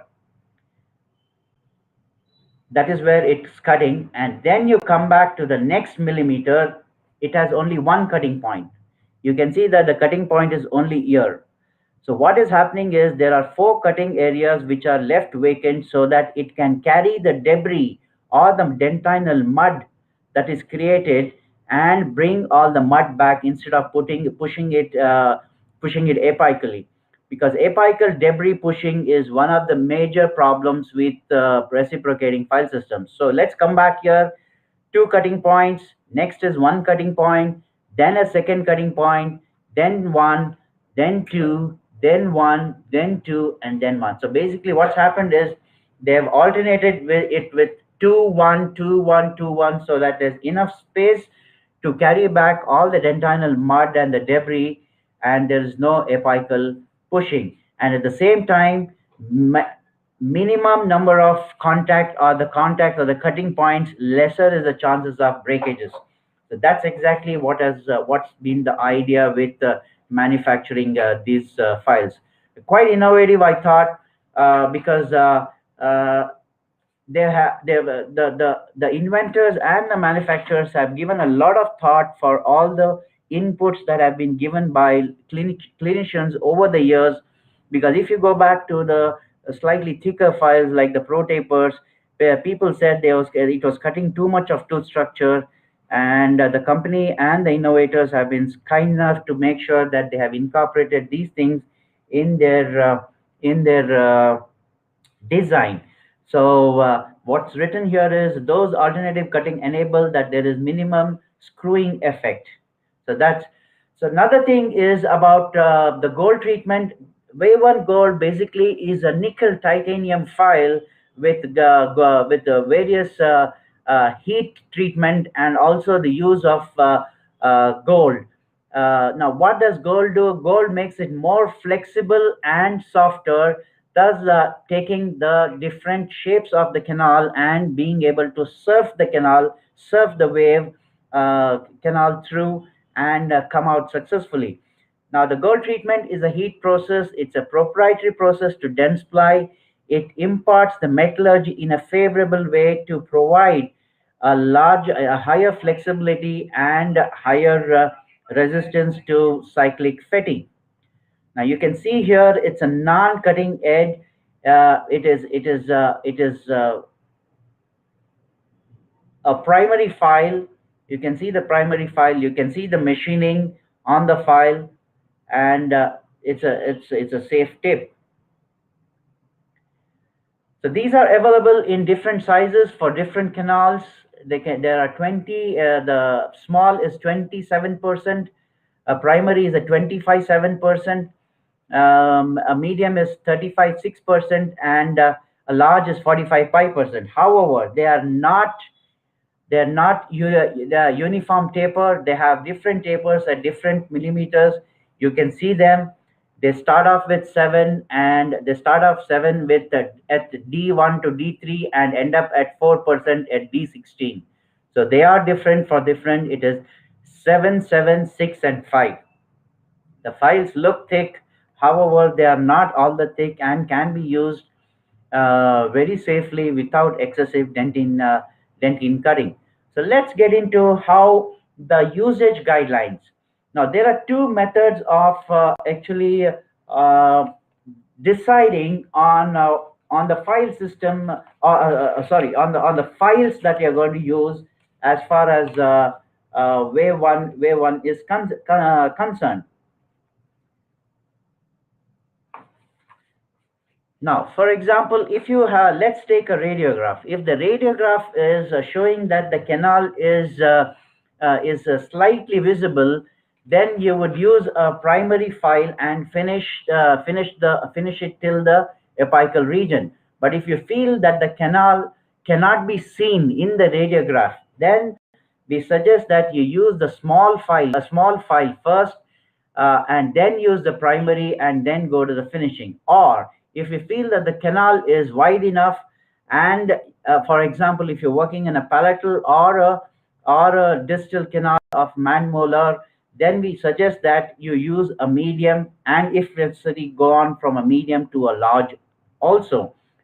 Another parameter for deciding what file you're going to use is trying to see the fit or the tightness of the initial file. For example, if you're using a mesio buckle, and if you feel that 8 or a 10 number is fitting really tight, then use a primary. So even if you go about 3 sizes bigger, you end up with a 2507. So a primary is a good file. But if you're using a 6 number, if 6 is a tightly fitting, then I suggest that you use a small and completely finish off with small and not think about a primary. Whereas in a distal, if you think that the initial file is a 2504 going till the apex, then I suggest that you use a medium, and if necessary, or if the initial file size is 35, then go for a large and finish it. So if I were to just sum it up, then a wave one goal reinforces patient safety. What do I mean by patient safety? More resistance to cyclic fatigue and less growing, so less stress to you as well as the patient, and less chances of patient running to the consumer forum saying that there was negligence on part of the doctor and a piece of the instrument was left behind. It covers a large range, so higher flexibility, and you have a larger size range. It shortens the working time, definitely. A full sequence file. For example, if you were using SX, S1, S2, F1, and F4, which means you're using 4 to 5 files to complete the canal preparation. Here you are using just one, and still getting the same optimum success. Why not? I don't see any reason why you shouldn't be really using it. Now, as I said, these are special motions, so definitely they will need a slightly different endodontic motor. So you'll need a XSmart Plus. XSmart Plus is in a dual mode. It has a rotary and a reciprocation, and a lot of other built-in programs. You can see here, ProTaper Next. It says the torque settings for each of the files. Now, if you're using SX, then SX has a torque of 2.1, and so everything is inbuilt. You don't need to push any buttons. The moment you press ProTaper, it's a beautiful screen there, which is a touch screen. I've used it personally for nearly 4 to 5 years. Really love that product. And it's quite handy. The next one is the XSmart IQ. XSmart IQ is Wi-Fi based, and it is a dual mode, rotary and reciprocating. It is a built-in program, and is cordless. So obviously the fancy of a cordless, and also if you are a microscope user, cordless would really help. So this is the final obturation. As in most of the systems now, each of these files comes with their corresponding paper points and gutta perchas. So there is no need to really get tensed about which one to use, what to use. So if you have started with Wave One Gold, you are using a yellow file, you have yellow paper points, and you have yellow gutta percha. If you're using a primary, you have a red color file, red color gutta percha, and a red color, and you have a red color paper point and red color gutta percha. So there is a very, very, very little scope for you to make any kind of mistakes as far as these file systems are concerned. So you are definitely in for a sure shot success, and hopefully I will be able to show you how I was able to have a sure shot success with this particular case.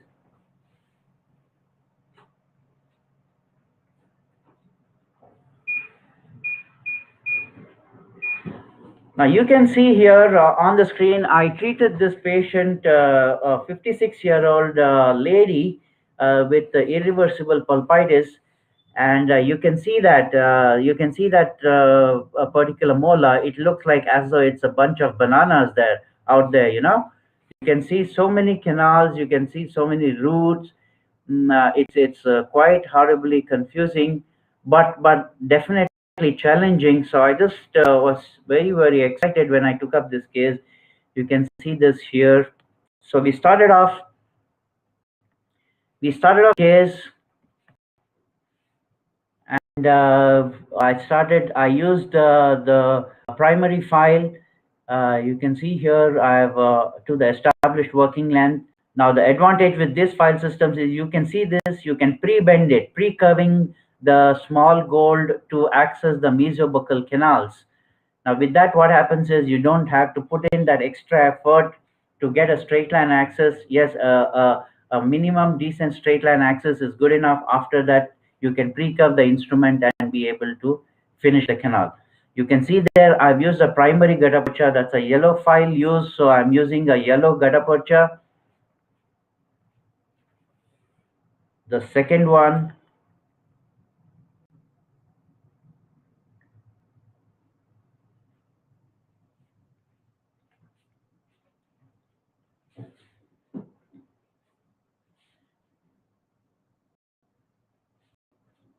and then a third one, then a fourth,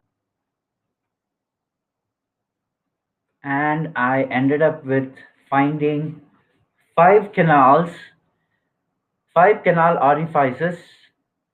You can see there. You can see there.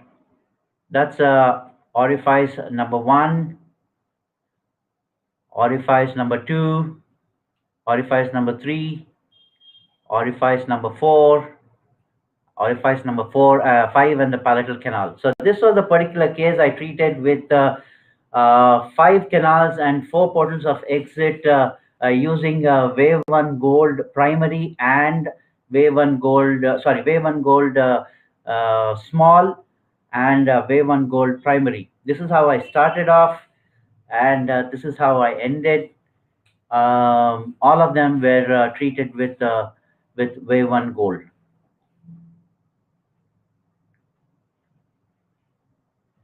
So the next file system that I'm going to be talking about are the reciproc blue files.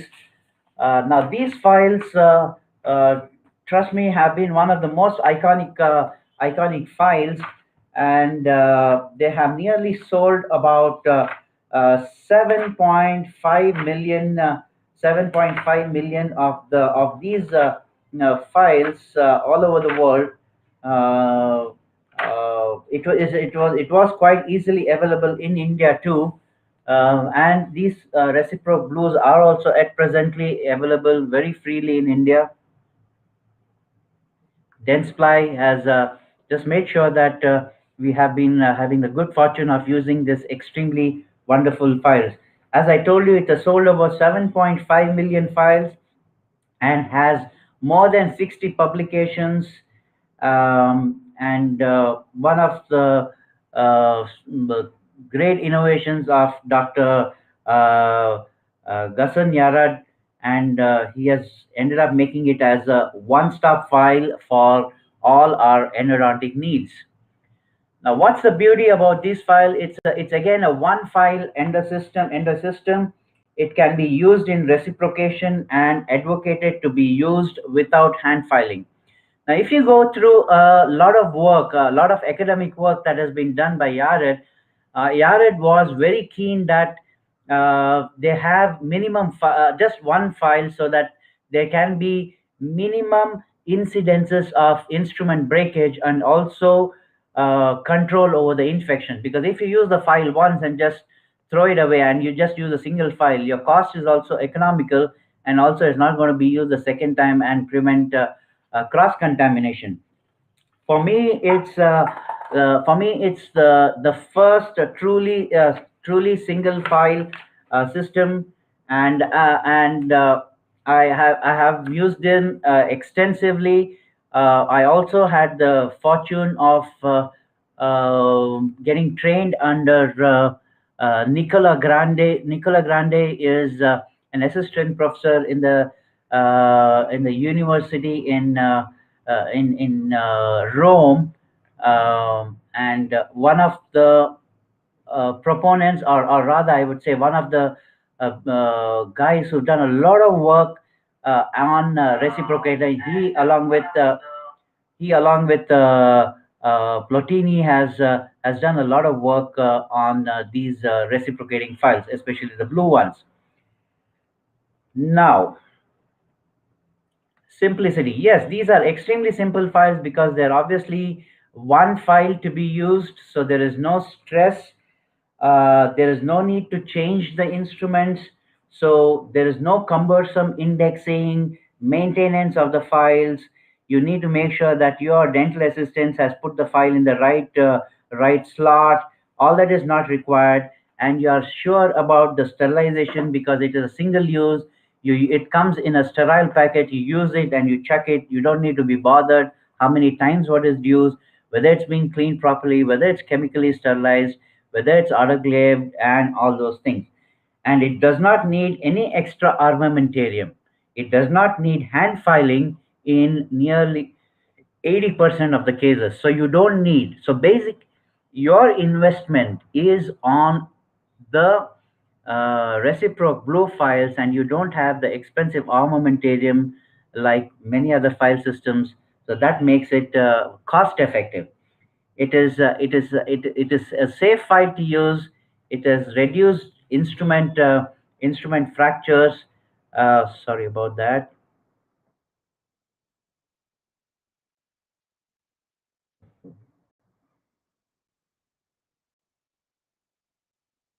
Yeah, and hence there is minimized risk of contamination. As I just told you, there is no risk. You are sure that you are not transmitting any kind of microorganisms from one patient, from the root canal of one patient to another, and you are sure there's a reduced risk of instrument fracture too. So litigations are going to be very minimal. So there is not going to be any psychological stress on us, on the working dentist. It is time saving, and it has far less steps. It is not like other 4 or 5 full sequence files. It is just one instrument, use it and chuck it. The preparations are faster because you're not changing files. You don't need to do any sterilization. So it is an extremely faster. Patient accepts it better, more acceptance is better, because otherwise when you take about 10 to 12 minutes or even up to 15 minutes for a biomechanical preparation on a molar of all the canals, including the irrigation, here you're just probably taking less than 5 minutes to finish.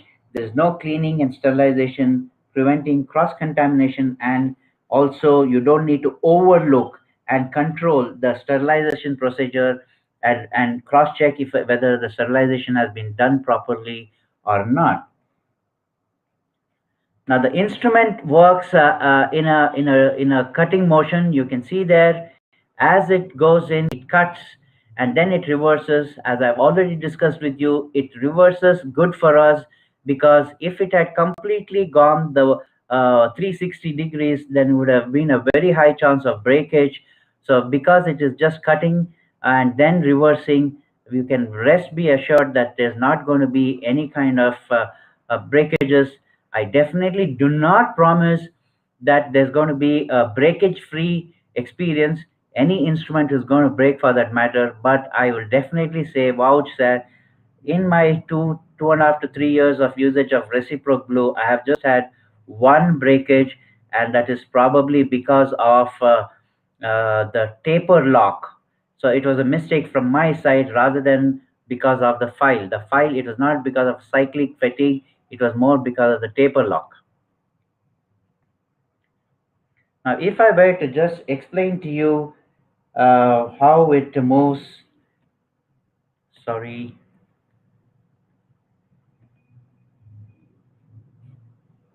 The instrument alternates between clockwise and counterclockwise rotation. Due to the fact that the rotation in the cutting direction is larger than the reverse rotation, the instrument advances towards the apex. now that's what it does. It beautifully does, just going ahead, and you can have a safe endodontic preparation. The root canal preparation with one single file with minimal instrument fractures, easy to order and easy to maintain your stocks too. Now the reciproc blue system, as I said, 80% of the cases you would be treating with the R25, but doesn't mean that all canals are going to fit, but there are going to be wider canals where you'll need a slight wider or the medium-sized canals where you'll need bigger size files.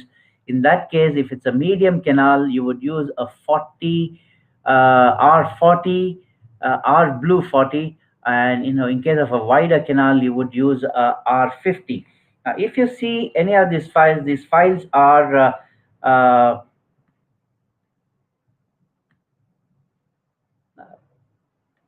this is how the file looks.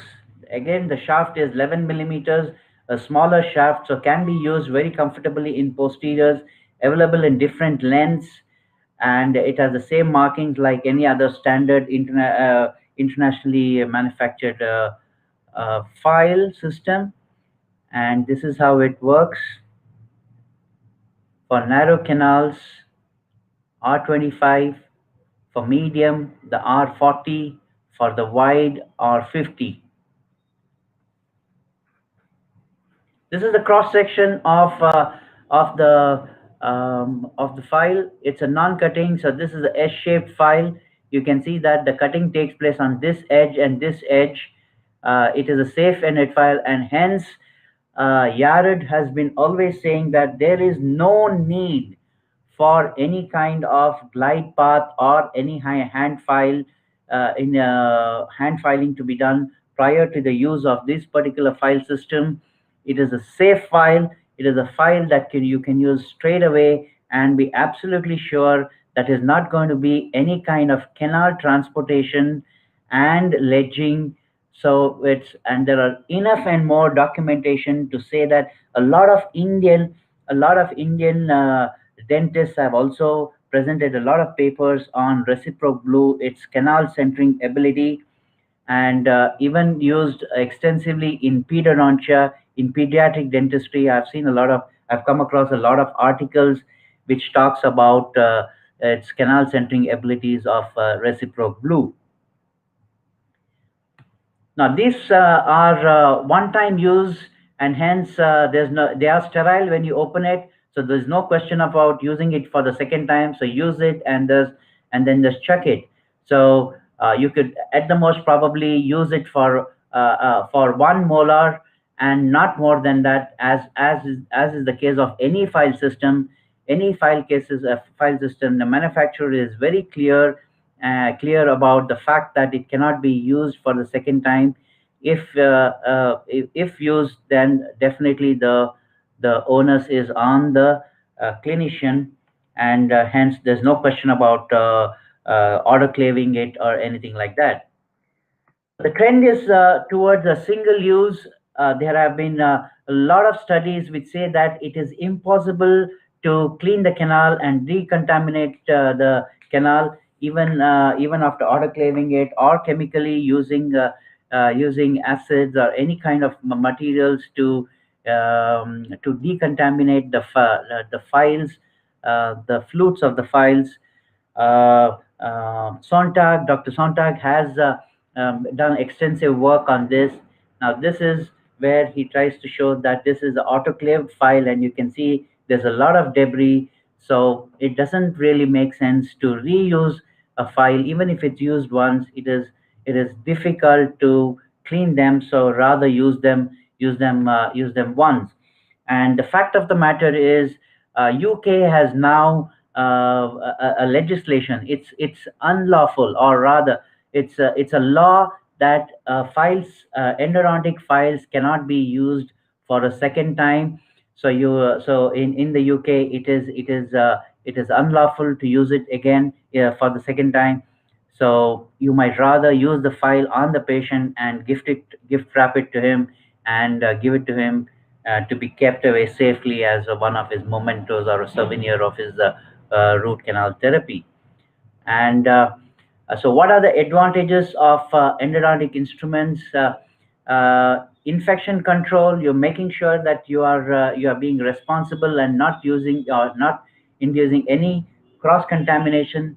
It's a legislation in the UK for single use of RCT files.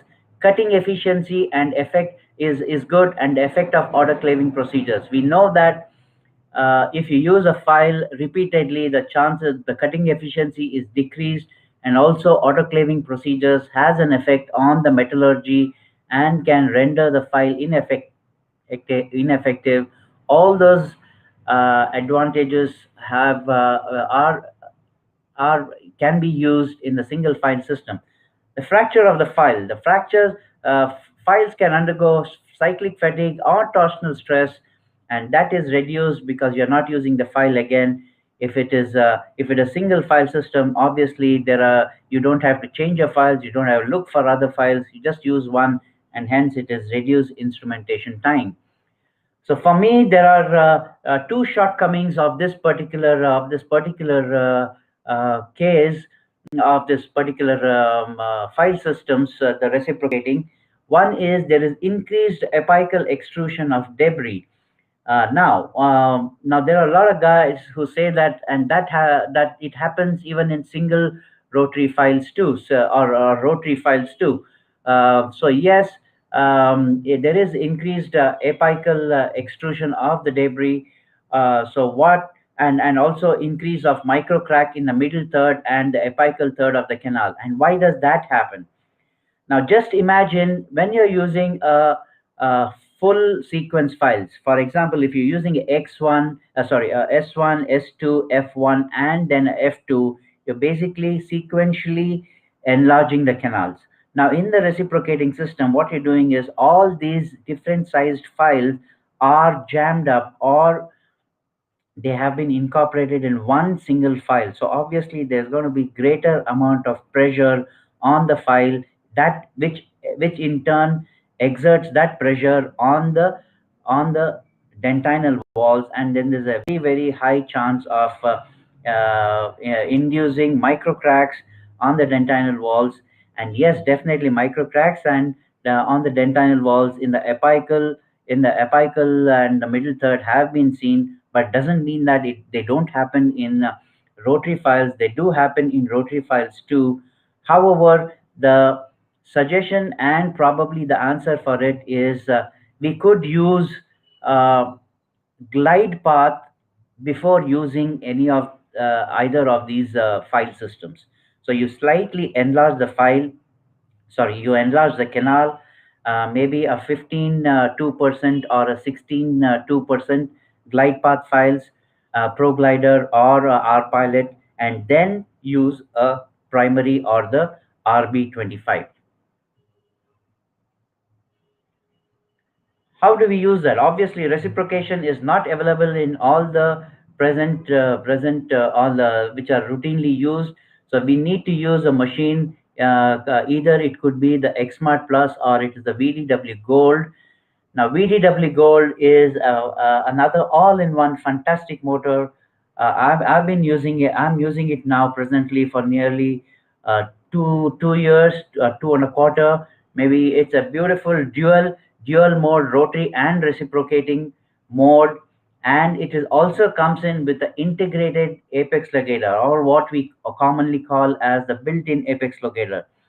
Now, what happens is it gives you a apex locator reading as the file is in motion.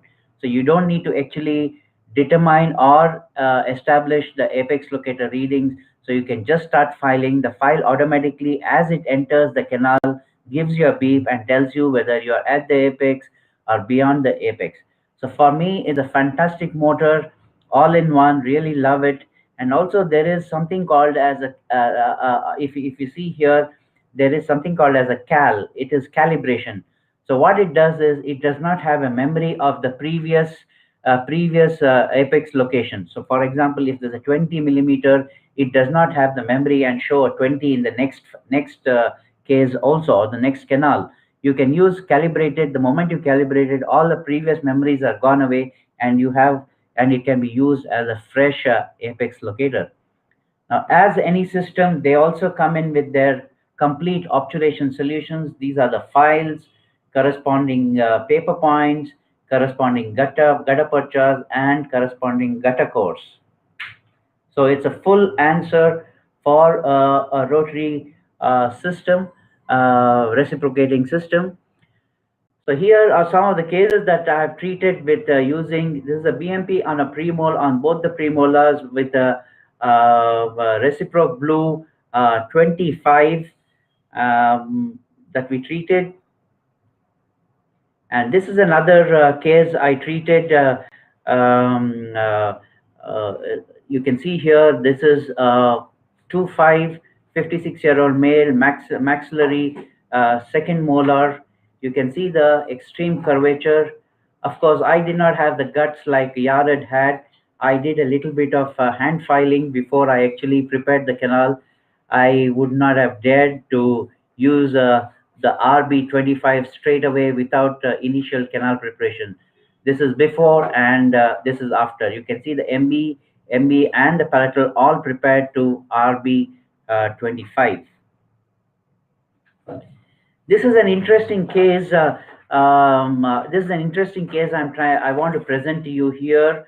The main reason why I selected this case and I selected this technique is I used a technique called as a ninja axis. There is a new concept of using a smaller, minimal invasive dentistry. They could be either a contracted endodontic axis or a ninja axis, moving away from the large traditional endodontic axes. Now, the reason why I chose this particular case is you can see that the tooth looks good. I was very keen on saving a lot of tooth so that I can have a very simple straight ninja axis. And you can see here I took this X-ray without the rubber. I took this picture without the rubber dam just after we did the. 1 second, please. Yeah, you can see here that is just the final.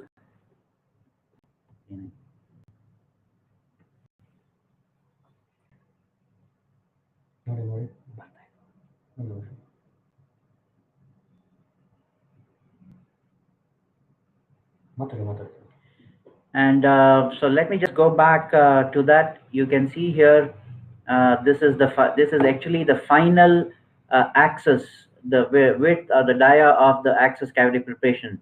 So I was fortunate enough to be able to make a video in my clinic, and thanks to Carl Zeiss, because I use the Carl Zeiss microscope, I was able to shoot the video and make a nice compilation for the benefit of all the viewers. So I treated this patient, a 46-year-old female. She's one of my classmates. She came with pain in relation to left maxillary first molar with irreversible pulpitis. So we secured anesthesia, and then this is what we did.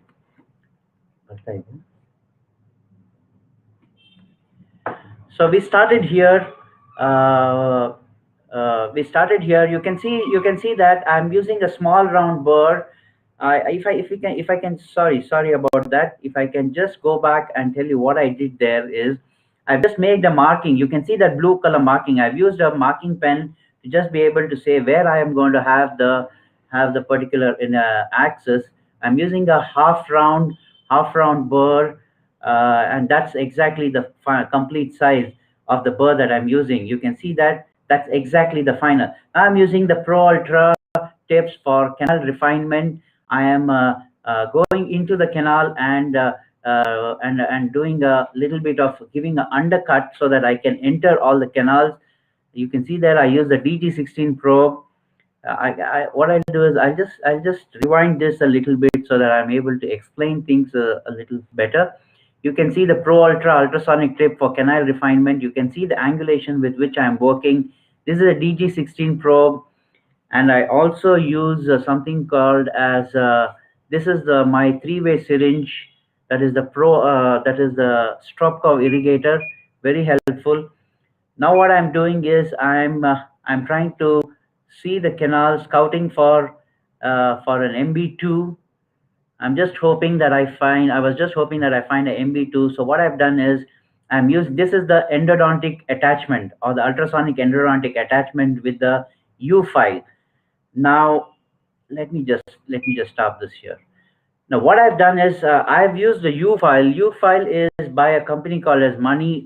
We all use Money files or Money birds, and this is a U file.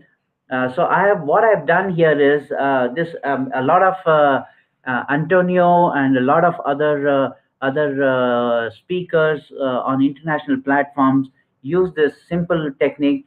It is basically our endosonic or our scalar unit. It could be a EMS or it could be a satellite. So I have attached an endo attachment available mostly given along with the unit, or it is available. I mean, you could even order it out. And then I have fixed a U file. A U file is just a stainless steel file, which is probably just about 250 or 200 or 250 rupees U file for 6 of them. So basically, I have converted this small with a small investment. I have converted the whole thing into a good unit where I can use it for MB2 scouting. I use it even for retrieval of instrument. You can see that a simple cost-effective method. So here what I'm doing is the advantage of the U file is the U file can be pre-curved. I'm pre-curving it so that I can try and touch the mesial side without any problem and look for a MB2.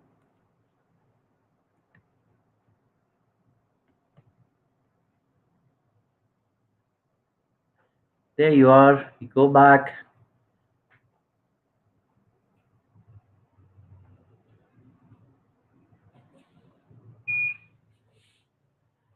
With the half round burr.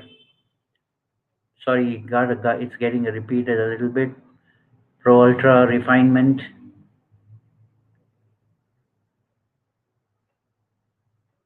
Use of the DG16 probe. That's a 30 gauge needle. The Stropco irrigator. This is called as the MC file by VDW. It's used very commonly by endodontists who work on microscope.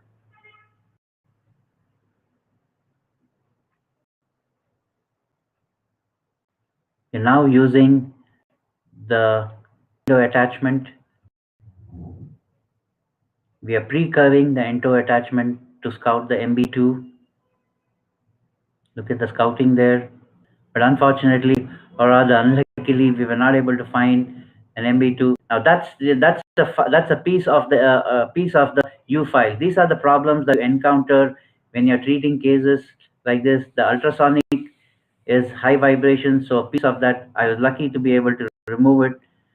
Now we're starting with the ProGlider past file used, mesobuccal and distobuccal. I used a Wave 1 Gold.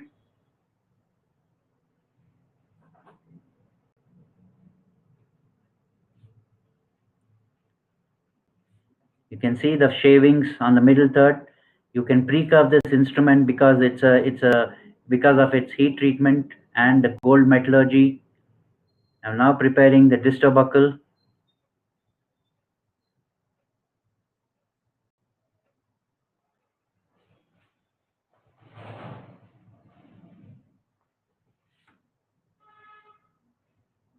Now the distobuccal is prepared. I'm using R-Pilot reciprocating path file for the distal canal because I'm preparing the distal with the R25 so that I can give you a demonstration of all the file systems that we spoke about today. That is the RB25. You can see there the RB25. I've gone in slightly more here because the apex locator was not giving me an indication. What I thought and what happened there was slightly different. That's the advantage of using the apex locator, built-in apex locator rather.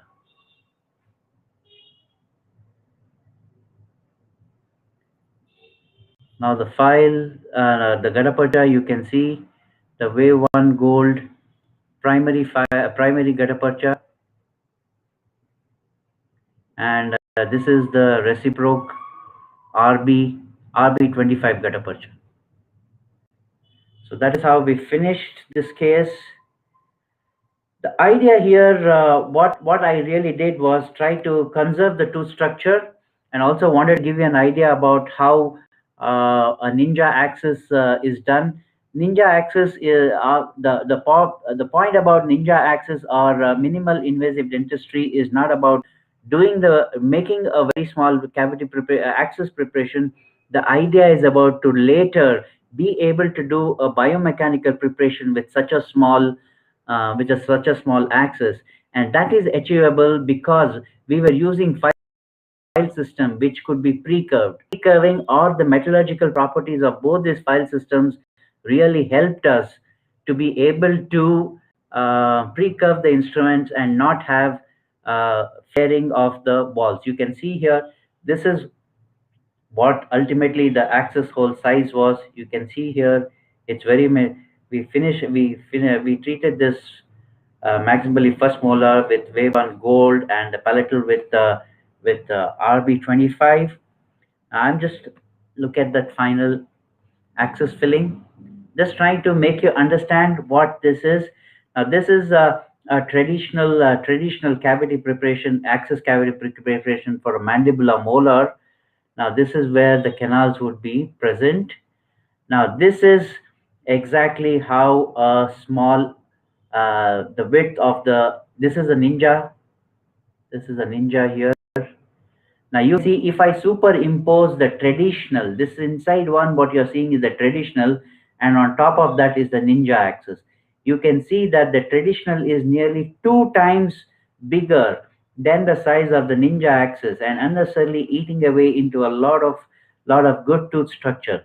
Now what happens is, if you're doing a traditional cavity preparation, a straight line axis, you remove a lot of tooth structure, good coronal tooth structure, and also you weaken the pericervicular area, and there is a very high chances of fracture of the tooth if you go with the traditional cavity preparation. So with the ninja axis, what we've done here is the axis is going to be just small at the orifice or at the mouth or the opening region. As we go in, we flare it so that we can have a straight line axis. And because of the pre-curving of the instruments, we have been able to access the canals well. I thank you so much for this a wonderful opportunity. Great job, Roxanne, Rahil, Pallavi, Nupur. I'm sorry if I missed on somebody, but these are the guys I've been really in contact. Thank you very much for giving me an opportunity. I'm also extremely sorry about the fact that I'm not visible, but good enough if you heard any of the most part of my lecture. Thank you very much. Thanks a lot, sir. Even we are missing you, seeing your face so that we can talk live. But I'm glad that your voice is very clear, and so was the presentation. A very new school of thought, indeed. Thank you so much, sir, for presenting it so nicely and sharing those cases. Yeah, thanks very much, Shall we go? Pallavi, for that nice words. I really appreciate. It's for me. It's very important that we are able to share what we are doing, because there's no point Right, just right. doing it and keeping it within ourselves. Students, youngsters, or young endodontists have to be able to see what is achievable. This actually I learned along with Nicola. Nicola is one of the proponents of RB25 reciproc system. So he was the one who's talking about ninja axis. There are only about five or maybe maximum 10 articles on ninja axis or minimal invasive dentistry articles on axis openings, and you will find Nicola Grande and Platini on most of them. They've done about 7 to 8 works on. I've been very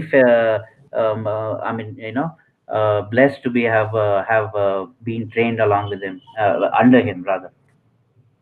Right. So, and we are blessed that you shared this knowledge with us.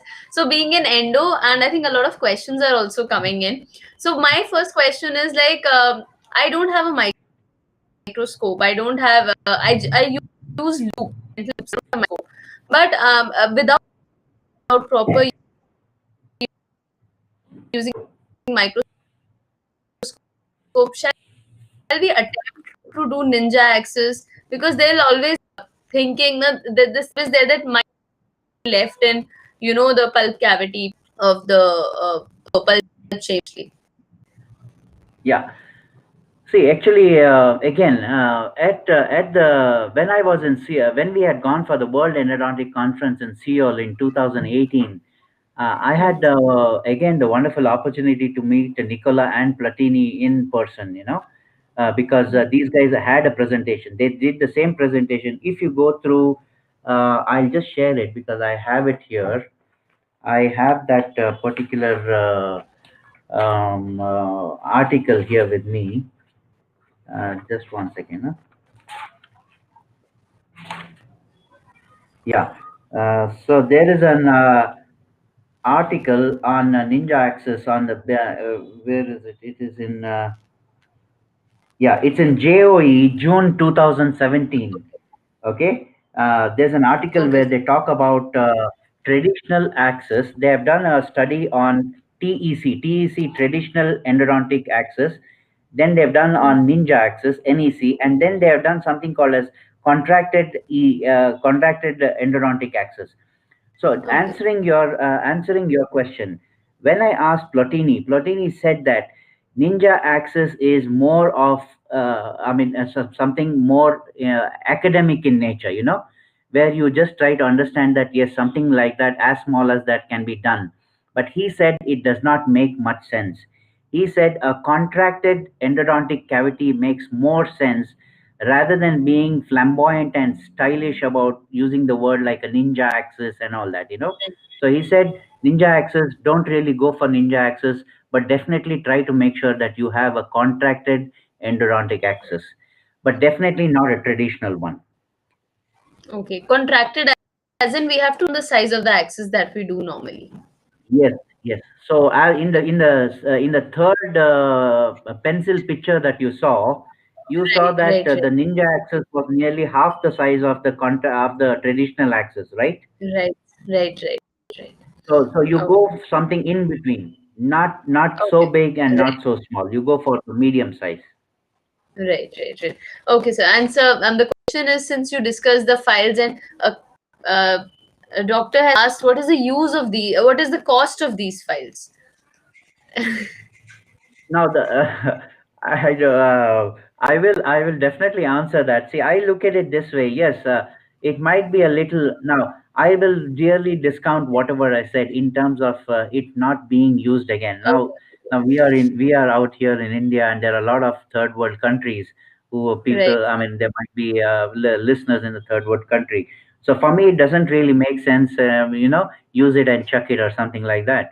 So I would really be careful and want to use it at least a couple of times or another couple right. of cases. So yes, they are a little expensive. The Wave One Gold costs about 3,000 rupees for 3 files. So roughly Okay. about 1,000 rupees per file. But the Right. point is, if you're using any other file system, it would require about 3 to 4 files to be used. True, Each true. file would cost about 500 rupees, right? So Yes. 4 files would cost you 2,000 rupees. 1,000 rupees. Whereas if you're using a full sequence file system, it would cost 2,000 for this one. Whereas in case of Wave One Gold, it would cost you 1,000 rupees. Right, right, right, So right. it would be a 50% reduction. Is how I look at it. Okay. Okay, sir. Another question, sir. As a beginner in rotary endo, a doctor, if the clinician has never used rotary, just the manual file system, so can they shift directly to reciprocate system? Yes, yes, that's a fantastic question. Why? Because I'll tell you. If I don't know whether the listeners or many people are you have you gone through the videos in Real Endo? There's a nice clinician called as Alan Ali Nasa. You know, it gives all this. He does a lot of webinars on and his Okay.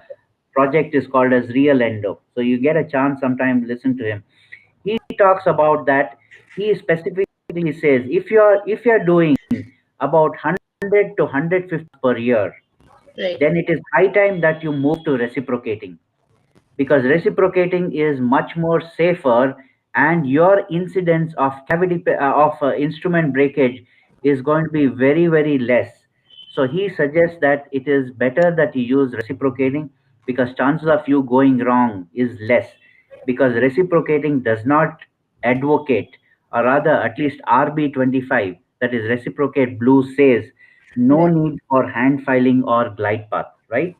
So there is minimum chances of any mistakes happening with this, and at the same time, it is a faster technique, definitely. And I also went through some of the answers people gave to that particular answer what Ali NASA gave. There was one dentist who was doing about 150 root canals per month, sorry, per year, and he moved to reciprocating, and in the past 2 years he said he has not broken even a single file. That's nice. Right. So that's quite encouraging, even for the dentist also, because Right. in my third or fourth slide I said John West. John Right. West is one of the biggest names in Rotary Endodontics. He's one of Right. the inventors of most of the ProTaper series.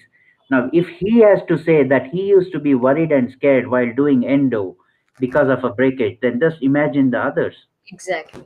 True, sir. True. That fear is always there of breakage, and you will know before it. That is so true. Yes, Next question is, sir. You mentioned built-in apex locator. yes. So what is your take? Built-in apex locator are better, or separate use of apex locators are better? See, I've used VDW is a very, very old German company, called. They have come out with machines called as Ray Apex, which was a fifth generation Apex locator Okay. about many years back. So I was fortunate enough to buy that, and I've used it. It is one of the most accurate, even in terms of a lot of journal articles. Ray Apex is considered as the most accurate apex locators. One of the most after NRG, or even before NRG and all that. So the same company has introduced, the VDW itself has introduced. So I have used both the products, and I find 99. I don't want to be pompous and say 100 out of 100% Right. it's good. So I just want to say 99% of the times it gives me accurate accurate readings. Okay. Built-in apex locators. Yes, Okay, yes, sir. yes. This particular, yes, I appreciate your question, because there are a lot of issues with built-in apex locators. A lot of issues with built-in apex locators, like the Propex, sorry, not the Propex. I think mm, which is that Dentaport used to have a lot of issues Okay. because it was a built-in. It failed miserably, and but this one is a truly all-in-one. I really vouch for this particular product. Okay, sir. Another question by Dr. Chetan Gowda. He's asking, can Wave 1 Gold or Reciproc be used with endomotor from companies like 80th, since they offer custom reciprocating angles? Yes, yes, it can. It can be used, but I mean, logically, it can be used. However, custom. He's probably talking about adaptive apex locators. Now, there's a new system called as adaptive, which is come by Kerr. They come with their own adaptive micromotors. Sorry, endodontic motors, Okay. where they use a combination.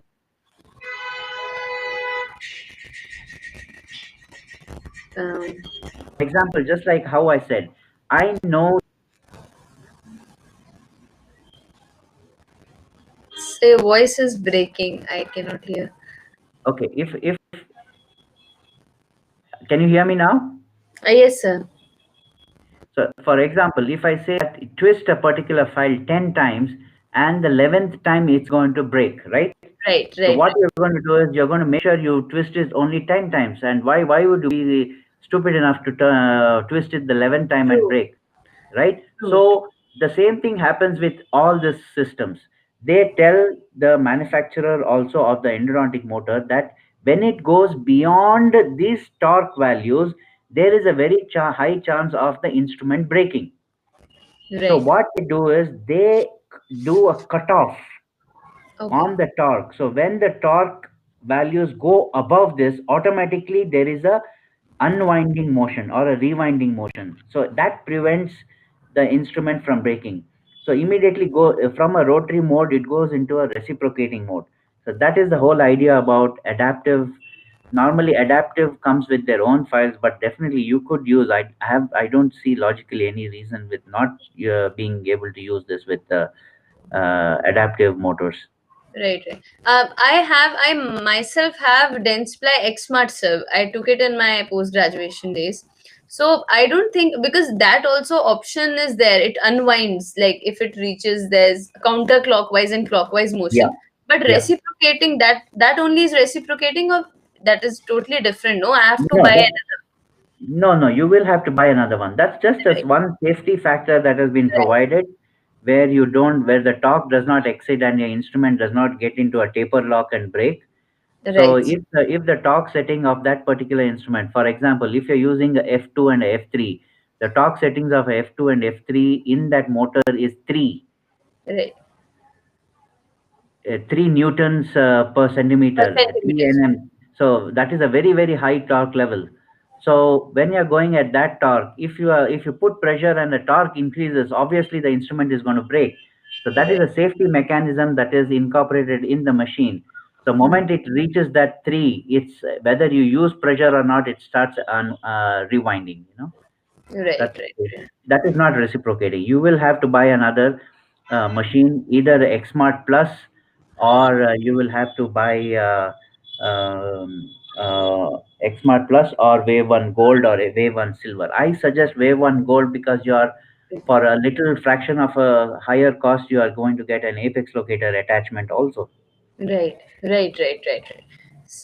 I will actually, I will definitely, would like to try this system, because I've never used reciprocating system since I've been using, since starting from my college days. I've been using this XSmart only, and dense type. So I'll definitely go through this session again, and maybe buy that one.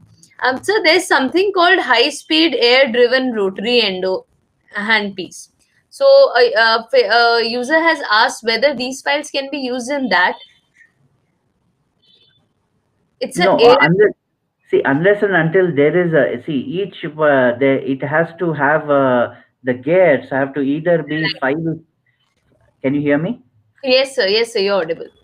Yeah, the gears have to be either 5:1, or it has to.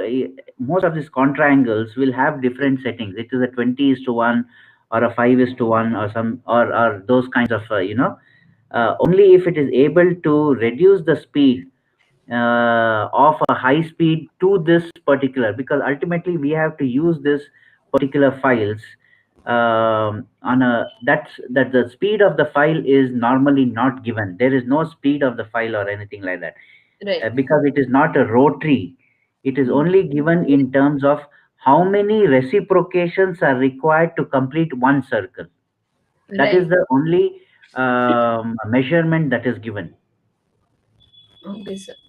You got my Okay. point? Because Yes, it's not a rotary, you cannot talk in terms of RPM. definitely. Because Yes, RPM is rotations per minute. There is sir. no rotation here in that Right. sense. Okay, sir. Then there's a question. What is your take on XP Endo Shaper and Finisher comparing Wave 1 and RB? There's actually a lot of work done on XP Endo Shaper. If you talk about single file system, now if you were to classify the instruments according to a single file and multiple full endo sequence, XP Endo Shaper comes under single file system.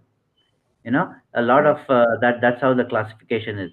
I would rather use XP Endo Shaper and in conjunction with the XP Endo file more for agitation of the irrigant rather than actual canal preparation. Okay. Okay. Okay, sir. Another question, sir. These files, blue file and wave one file that you mentioned, are there any contraindications also in like maybe in calcified canals we cannot use it or anything like that where we should be extra careful with these files? No, in fact, these are actually indications. I mean, these are also all indications. Calcified canals are more indication because in a calcified canal, what happens? For example, now we spoke about balanced force technique, right? Right. If you remember, when we started using the file, we never completely rotated the file. When we're using the hand file in a very tight canal, we Hmm. always try to wriggle it. Yes. Okay, we Yes. pushed it forward, pulled it back, pushed it forward, pulled it back, pushed it forward, pulled it back. We never gave it a full turn. Right. Now, why we did that? Because even we knew that from the tactile sensation that if you give a full turn, it It'll will break. engage the dentin, and when you come out, it will break. Right. So same, this one is used in reciprocating now. So it's Okay. all the more reason for you to use it in calcified canals because you are going to have a higher success with these files rather than rotary files. Okay. Okay. Any other cases, sir? As Like I may as I told you, there are two shortcomings of this particular system. One is extrusion of the apical debris because it is just going inside without. Now, because of a bidirectional non-equi oscillation, which means it is not a 180 180. Okay, right. 180 forward, 180 backward. It is not that. It Not is 150 forward, 30 that. backward. Right. So what it did is it went 150 forward. So while going 150 forward, it cut a lot of dentin. Okay. Agreed? Yeah. Now Yes. when it went back 130, what Hmm. it did is it created enough space for that dentin, mud, chips, True. debris, everything to come out. Right. And then when it went again 150 inside, it cut again. And when it came 130 backward, it brought the debris out. Right.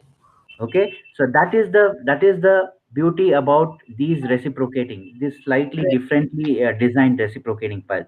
However, I do not say that they are yes completely foolproof. Yes, there Hmm. is higher apical extrusion of debris with Right. reciprocating. Right, right. What about open apex cases, sir? Like, if there are chances of apical extrusion and all, should we be careful in those cases, or that doesn't actually No, have? if it is an open apex case, I would not uh, use this file because it would depend upon how open the apex is. Right, So you right, would think in terms of using MTA or anything to be able to create a apical plug rather than using these files to do a preparation in the apical area, isn't it? right, right, sir. Right. So you mentioned that maintain um, achieving apical patency is not actually required in these files. No, Uh, no, no, no. Apical patency has to be required. What I said that initial hand filing is not required. okay, okay, okay. So Initial hand filing is not required. not even like six number, 10 number also like you No, don't use. Oh, no, no, that's no. No, I will. If possible, I can show you one of those videos of Yared where he actually uses a R25 directly in a crown down technique. He goes down till about 13 to 14 millimeters, and at that stage, they actually try to establish the working length. oh, That is what is done by Wayne's technique of establishing the working length. right, Wayne does not in crown down technique. Wayne does not say use the file directly in the first shot to right, establish the working length, to measure the working length. He says that coronal preparation has to be done right, for yes, about 13 millimeters, and then you find out what is the working length. So that is what is done by Yaret also. He does not establish the working length in the first step. First step, he goes 1, 2, 3, pecking motion. 1, 2, 3, Two, stop. three. Then establish the working length. And once you get the working length, then he goes 1, 2, 3 back, 1, 2, 3 back. By the third or fourth time, you are at the apex. Okay, okay. That's interesting, and that will save so much of the time, I'm thinking. Exactly, exactly. Right. Definitely does. Definitely does. Okay, so another question is when you are using apex locator, built-in endomotor, built-in apex locator, do you take the reading at zero point 0.0 only? What is your how do you prefer to take the reading? Sorry, can you come back again? 0 point? Right. When you are using built-in apex locator, so where do you end your preparation? When apex locator is at I still, zero? yeah, no. I still prefer to be 0.5 millimeter short. Okay.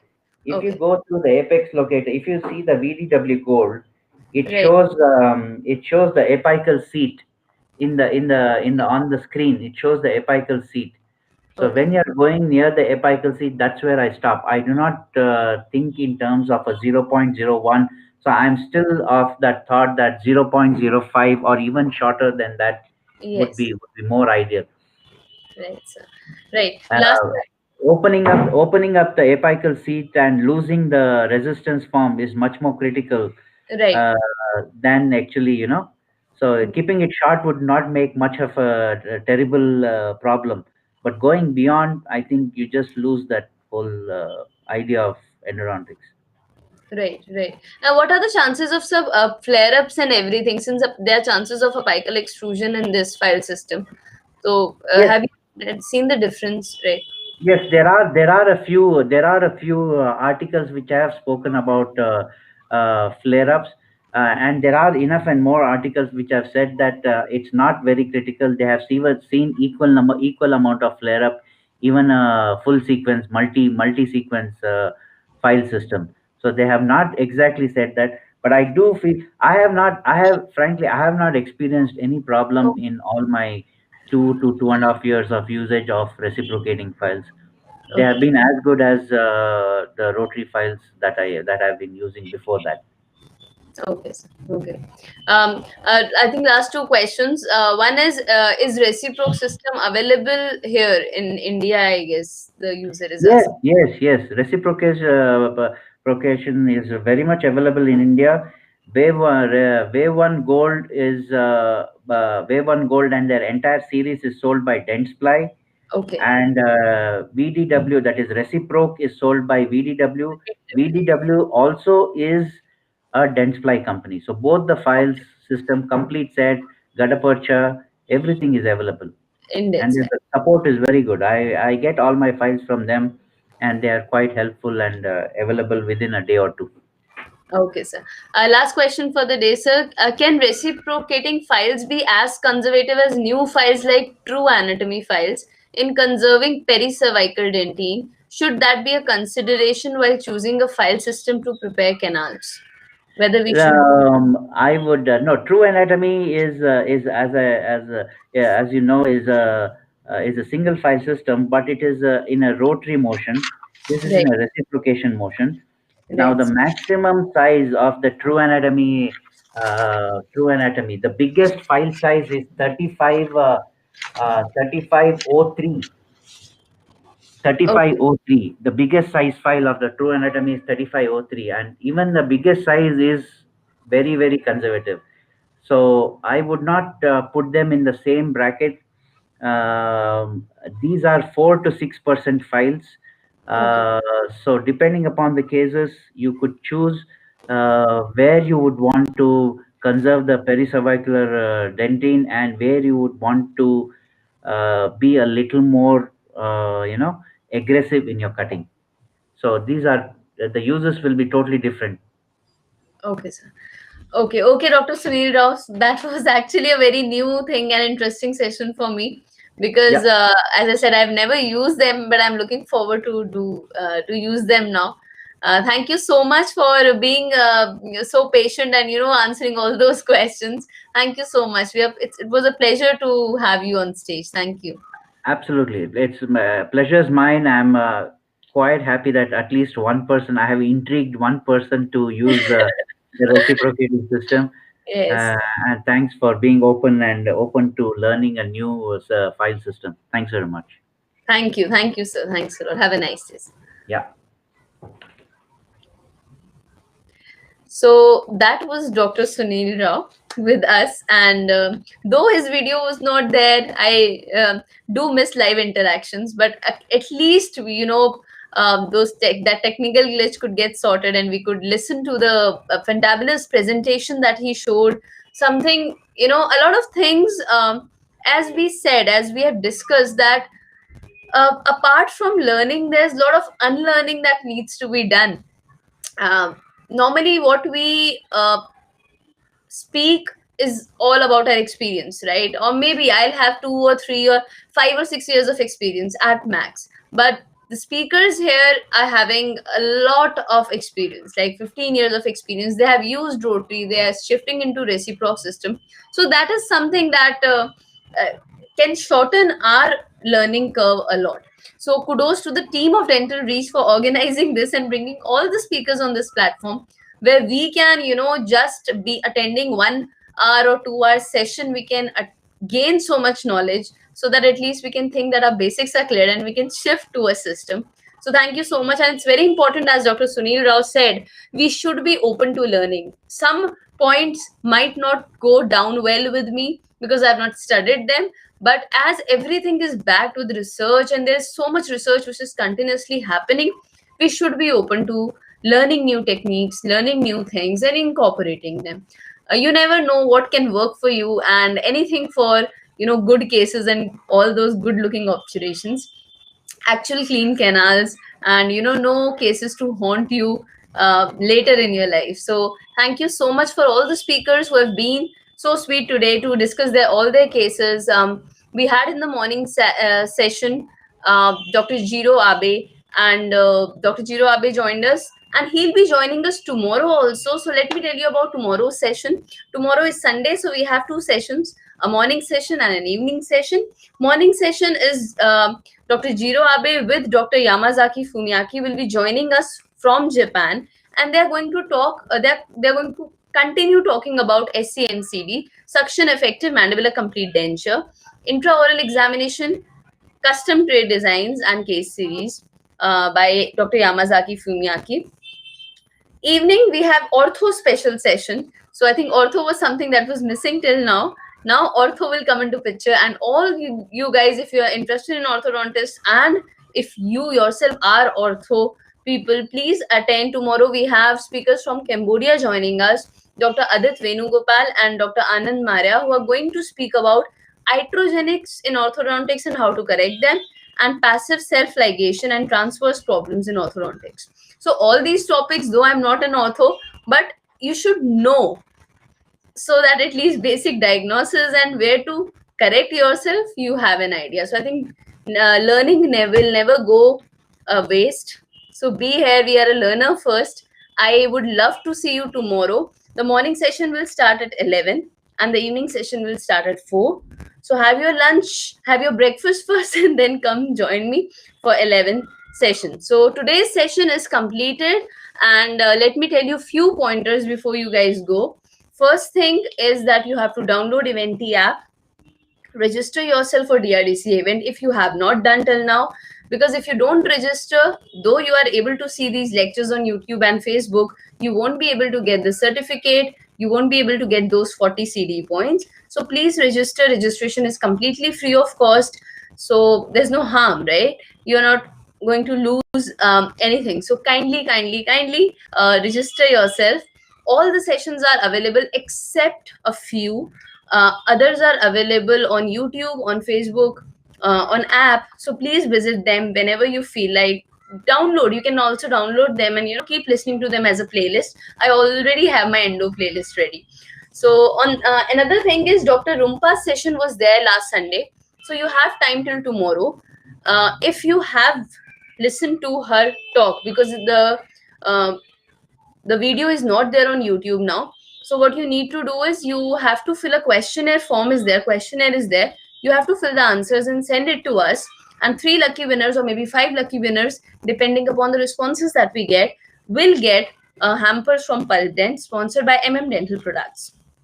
Another thing is a lucky draw competition, Novo laser therapy machine. You could be the lucky one to get it. What you need to do, again, download the app, follow us on FBDRDCA page, be active on scientific sessions.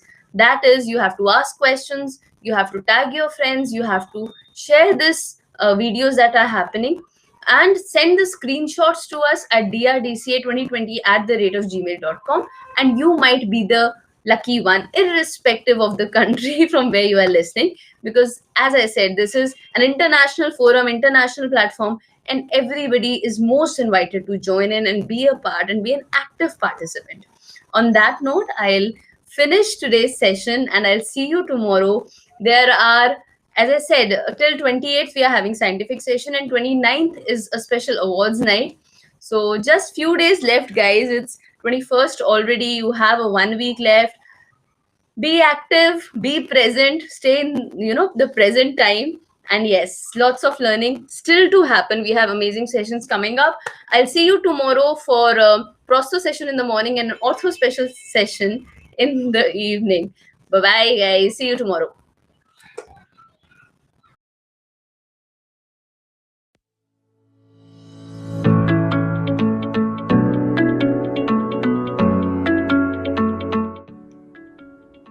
Ladies and gentlemen, boys and girls, this is Chandrasekhar Yavagal, and I'm super excited to be with all of you at the DRDCA 2020 Congress. So don't forget to join me on the 28th of November at 12 p.m. and we shall together unleash the magic of laser dentistry as easy as 1, 2, 3. What makes this all the more exciting is the fact that for the very first time in the history of any dental congress, Laser Future Technologies has come forward to offer a NovoLase therapy laser as a bumper prize for one lucky winner. So mind you, ladies and gentlemen, this is not any generic laser on offer. It is the numero uno NovoLase. So don't miss this opportunity. So please join me on the 28th at 12 p.m. and on the 29th for the lucky draw. So who said that Diwali is over? Diwali is all but started at DRDCA 2020, and remember, ye Diwali hogi ummeed ki Diwali. Jai Hind.